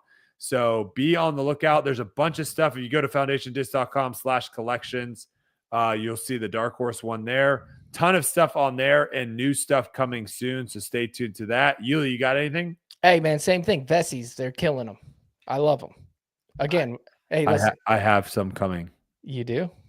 I think you're going to love them. But they sent me the high top, Yuli. Dude, I love the high top. You love the high top more? I like the high. I didn't at first, and I'm like, I don't know if I could get on board. Love them. I love them. I absolutely love them. Hey, did you see that Idio dropped what was it, a Macbeth collab of him slipping in the Vessi? Did you see that? I did not see that, but well, they did. That's actually funny. And I don't know. That's actually funny. A little sus, in my opinion. Wait, do you think it's like AI? Like you don't think he actually slipped? No. I think that another company was just like, hey, these Vessis suck. Companies do that all the time. I know. So I don't know. I have a pair of Edios. I could go play around with them. Oh, you're trying to put out some that's propaganda. Yeah. If you're going out there, now you're trying to do propaganda. Yep. I don't know if we want this battle. Go buy some Vessis. That's all I'm saying. Edwin, Gary, Mike, did we miss anything? I think the only thing we missed was I was hesitant and I decided not to ask Holyn if she pre-cocks or post-cocks. I think that was the right move. I think that's the only thing that's the only thing we probably missed. Other than that, though, I think we nailed everything else tonight. We all good? Everyone happy? Satisfied? Hey, where's the King of the Mountain? We're gonna do that, I think, at the end of the month. So there's just a little bit more movement. I think we want to see more movement. Also, I don't want to have Gary quit on us for overworking him with that. Mike also does all the graphics on that, which is really good. Yeah, it's kind of so all right, chat. You guys were great tonight. Thank you so much. If you guys are watching this live, shout out to you guys. Thank you for tuning in. If you're not watching live, we go live every Tuesday night at 8 p.m. Eastern. Come join. Chat's got some weird new crown thing where you can be like the number one. I don't know. Does anyone know what the crowns are doing? Did we ever figure that out? I don't know if anyone knows what the crowns are doing, but there's new crowns. Crowns are cool. And if you're listening to us on Spotify or Apple or wherever you listen to podcasts, thanks for listening as well. And we'll see you guys. Oh, wait, one more thing. Oh, yeah. I do have one. I'm going with another round on Friday. I'm going live on Whatnot to raise some funds for my Europe trip. So okay, Friday. I'm doing a bunch of some goodies too, some real nice stuff. I'm going deep in the vault for this. So Friday, probably be about 1 p.m. Eastern time, I'm guessing is about when we'll start. So if you want to go in there, support the Euro trip a little bit because it is pretty spendy to go over there and take the whole family. I'm going to be pushing some product over there. So thank you to Another Round. I had Pastry Dye send me a bunch of stuff. I also have 2 Zuka carts donated from Zuka that we're going to be pushing. So put that on your calendar, and I'll see you guys on Friday. 1:00 p.m. People are asking Eastern. Yeah, p.m. Yep. Eastern. There you go. Another Round on Whatnot is what it is. If you download the Whatnot app, it's called Another Round. You'll find them. We do not have a link, but I'm sure Yuli will post his link probably on his Instagram. So check that out. Oh, we're gonna have a good time. Shout out to Pee Wee, #1 crown. Thank you guys so much. We'll see you next week.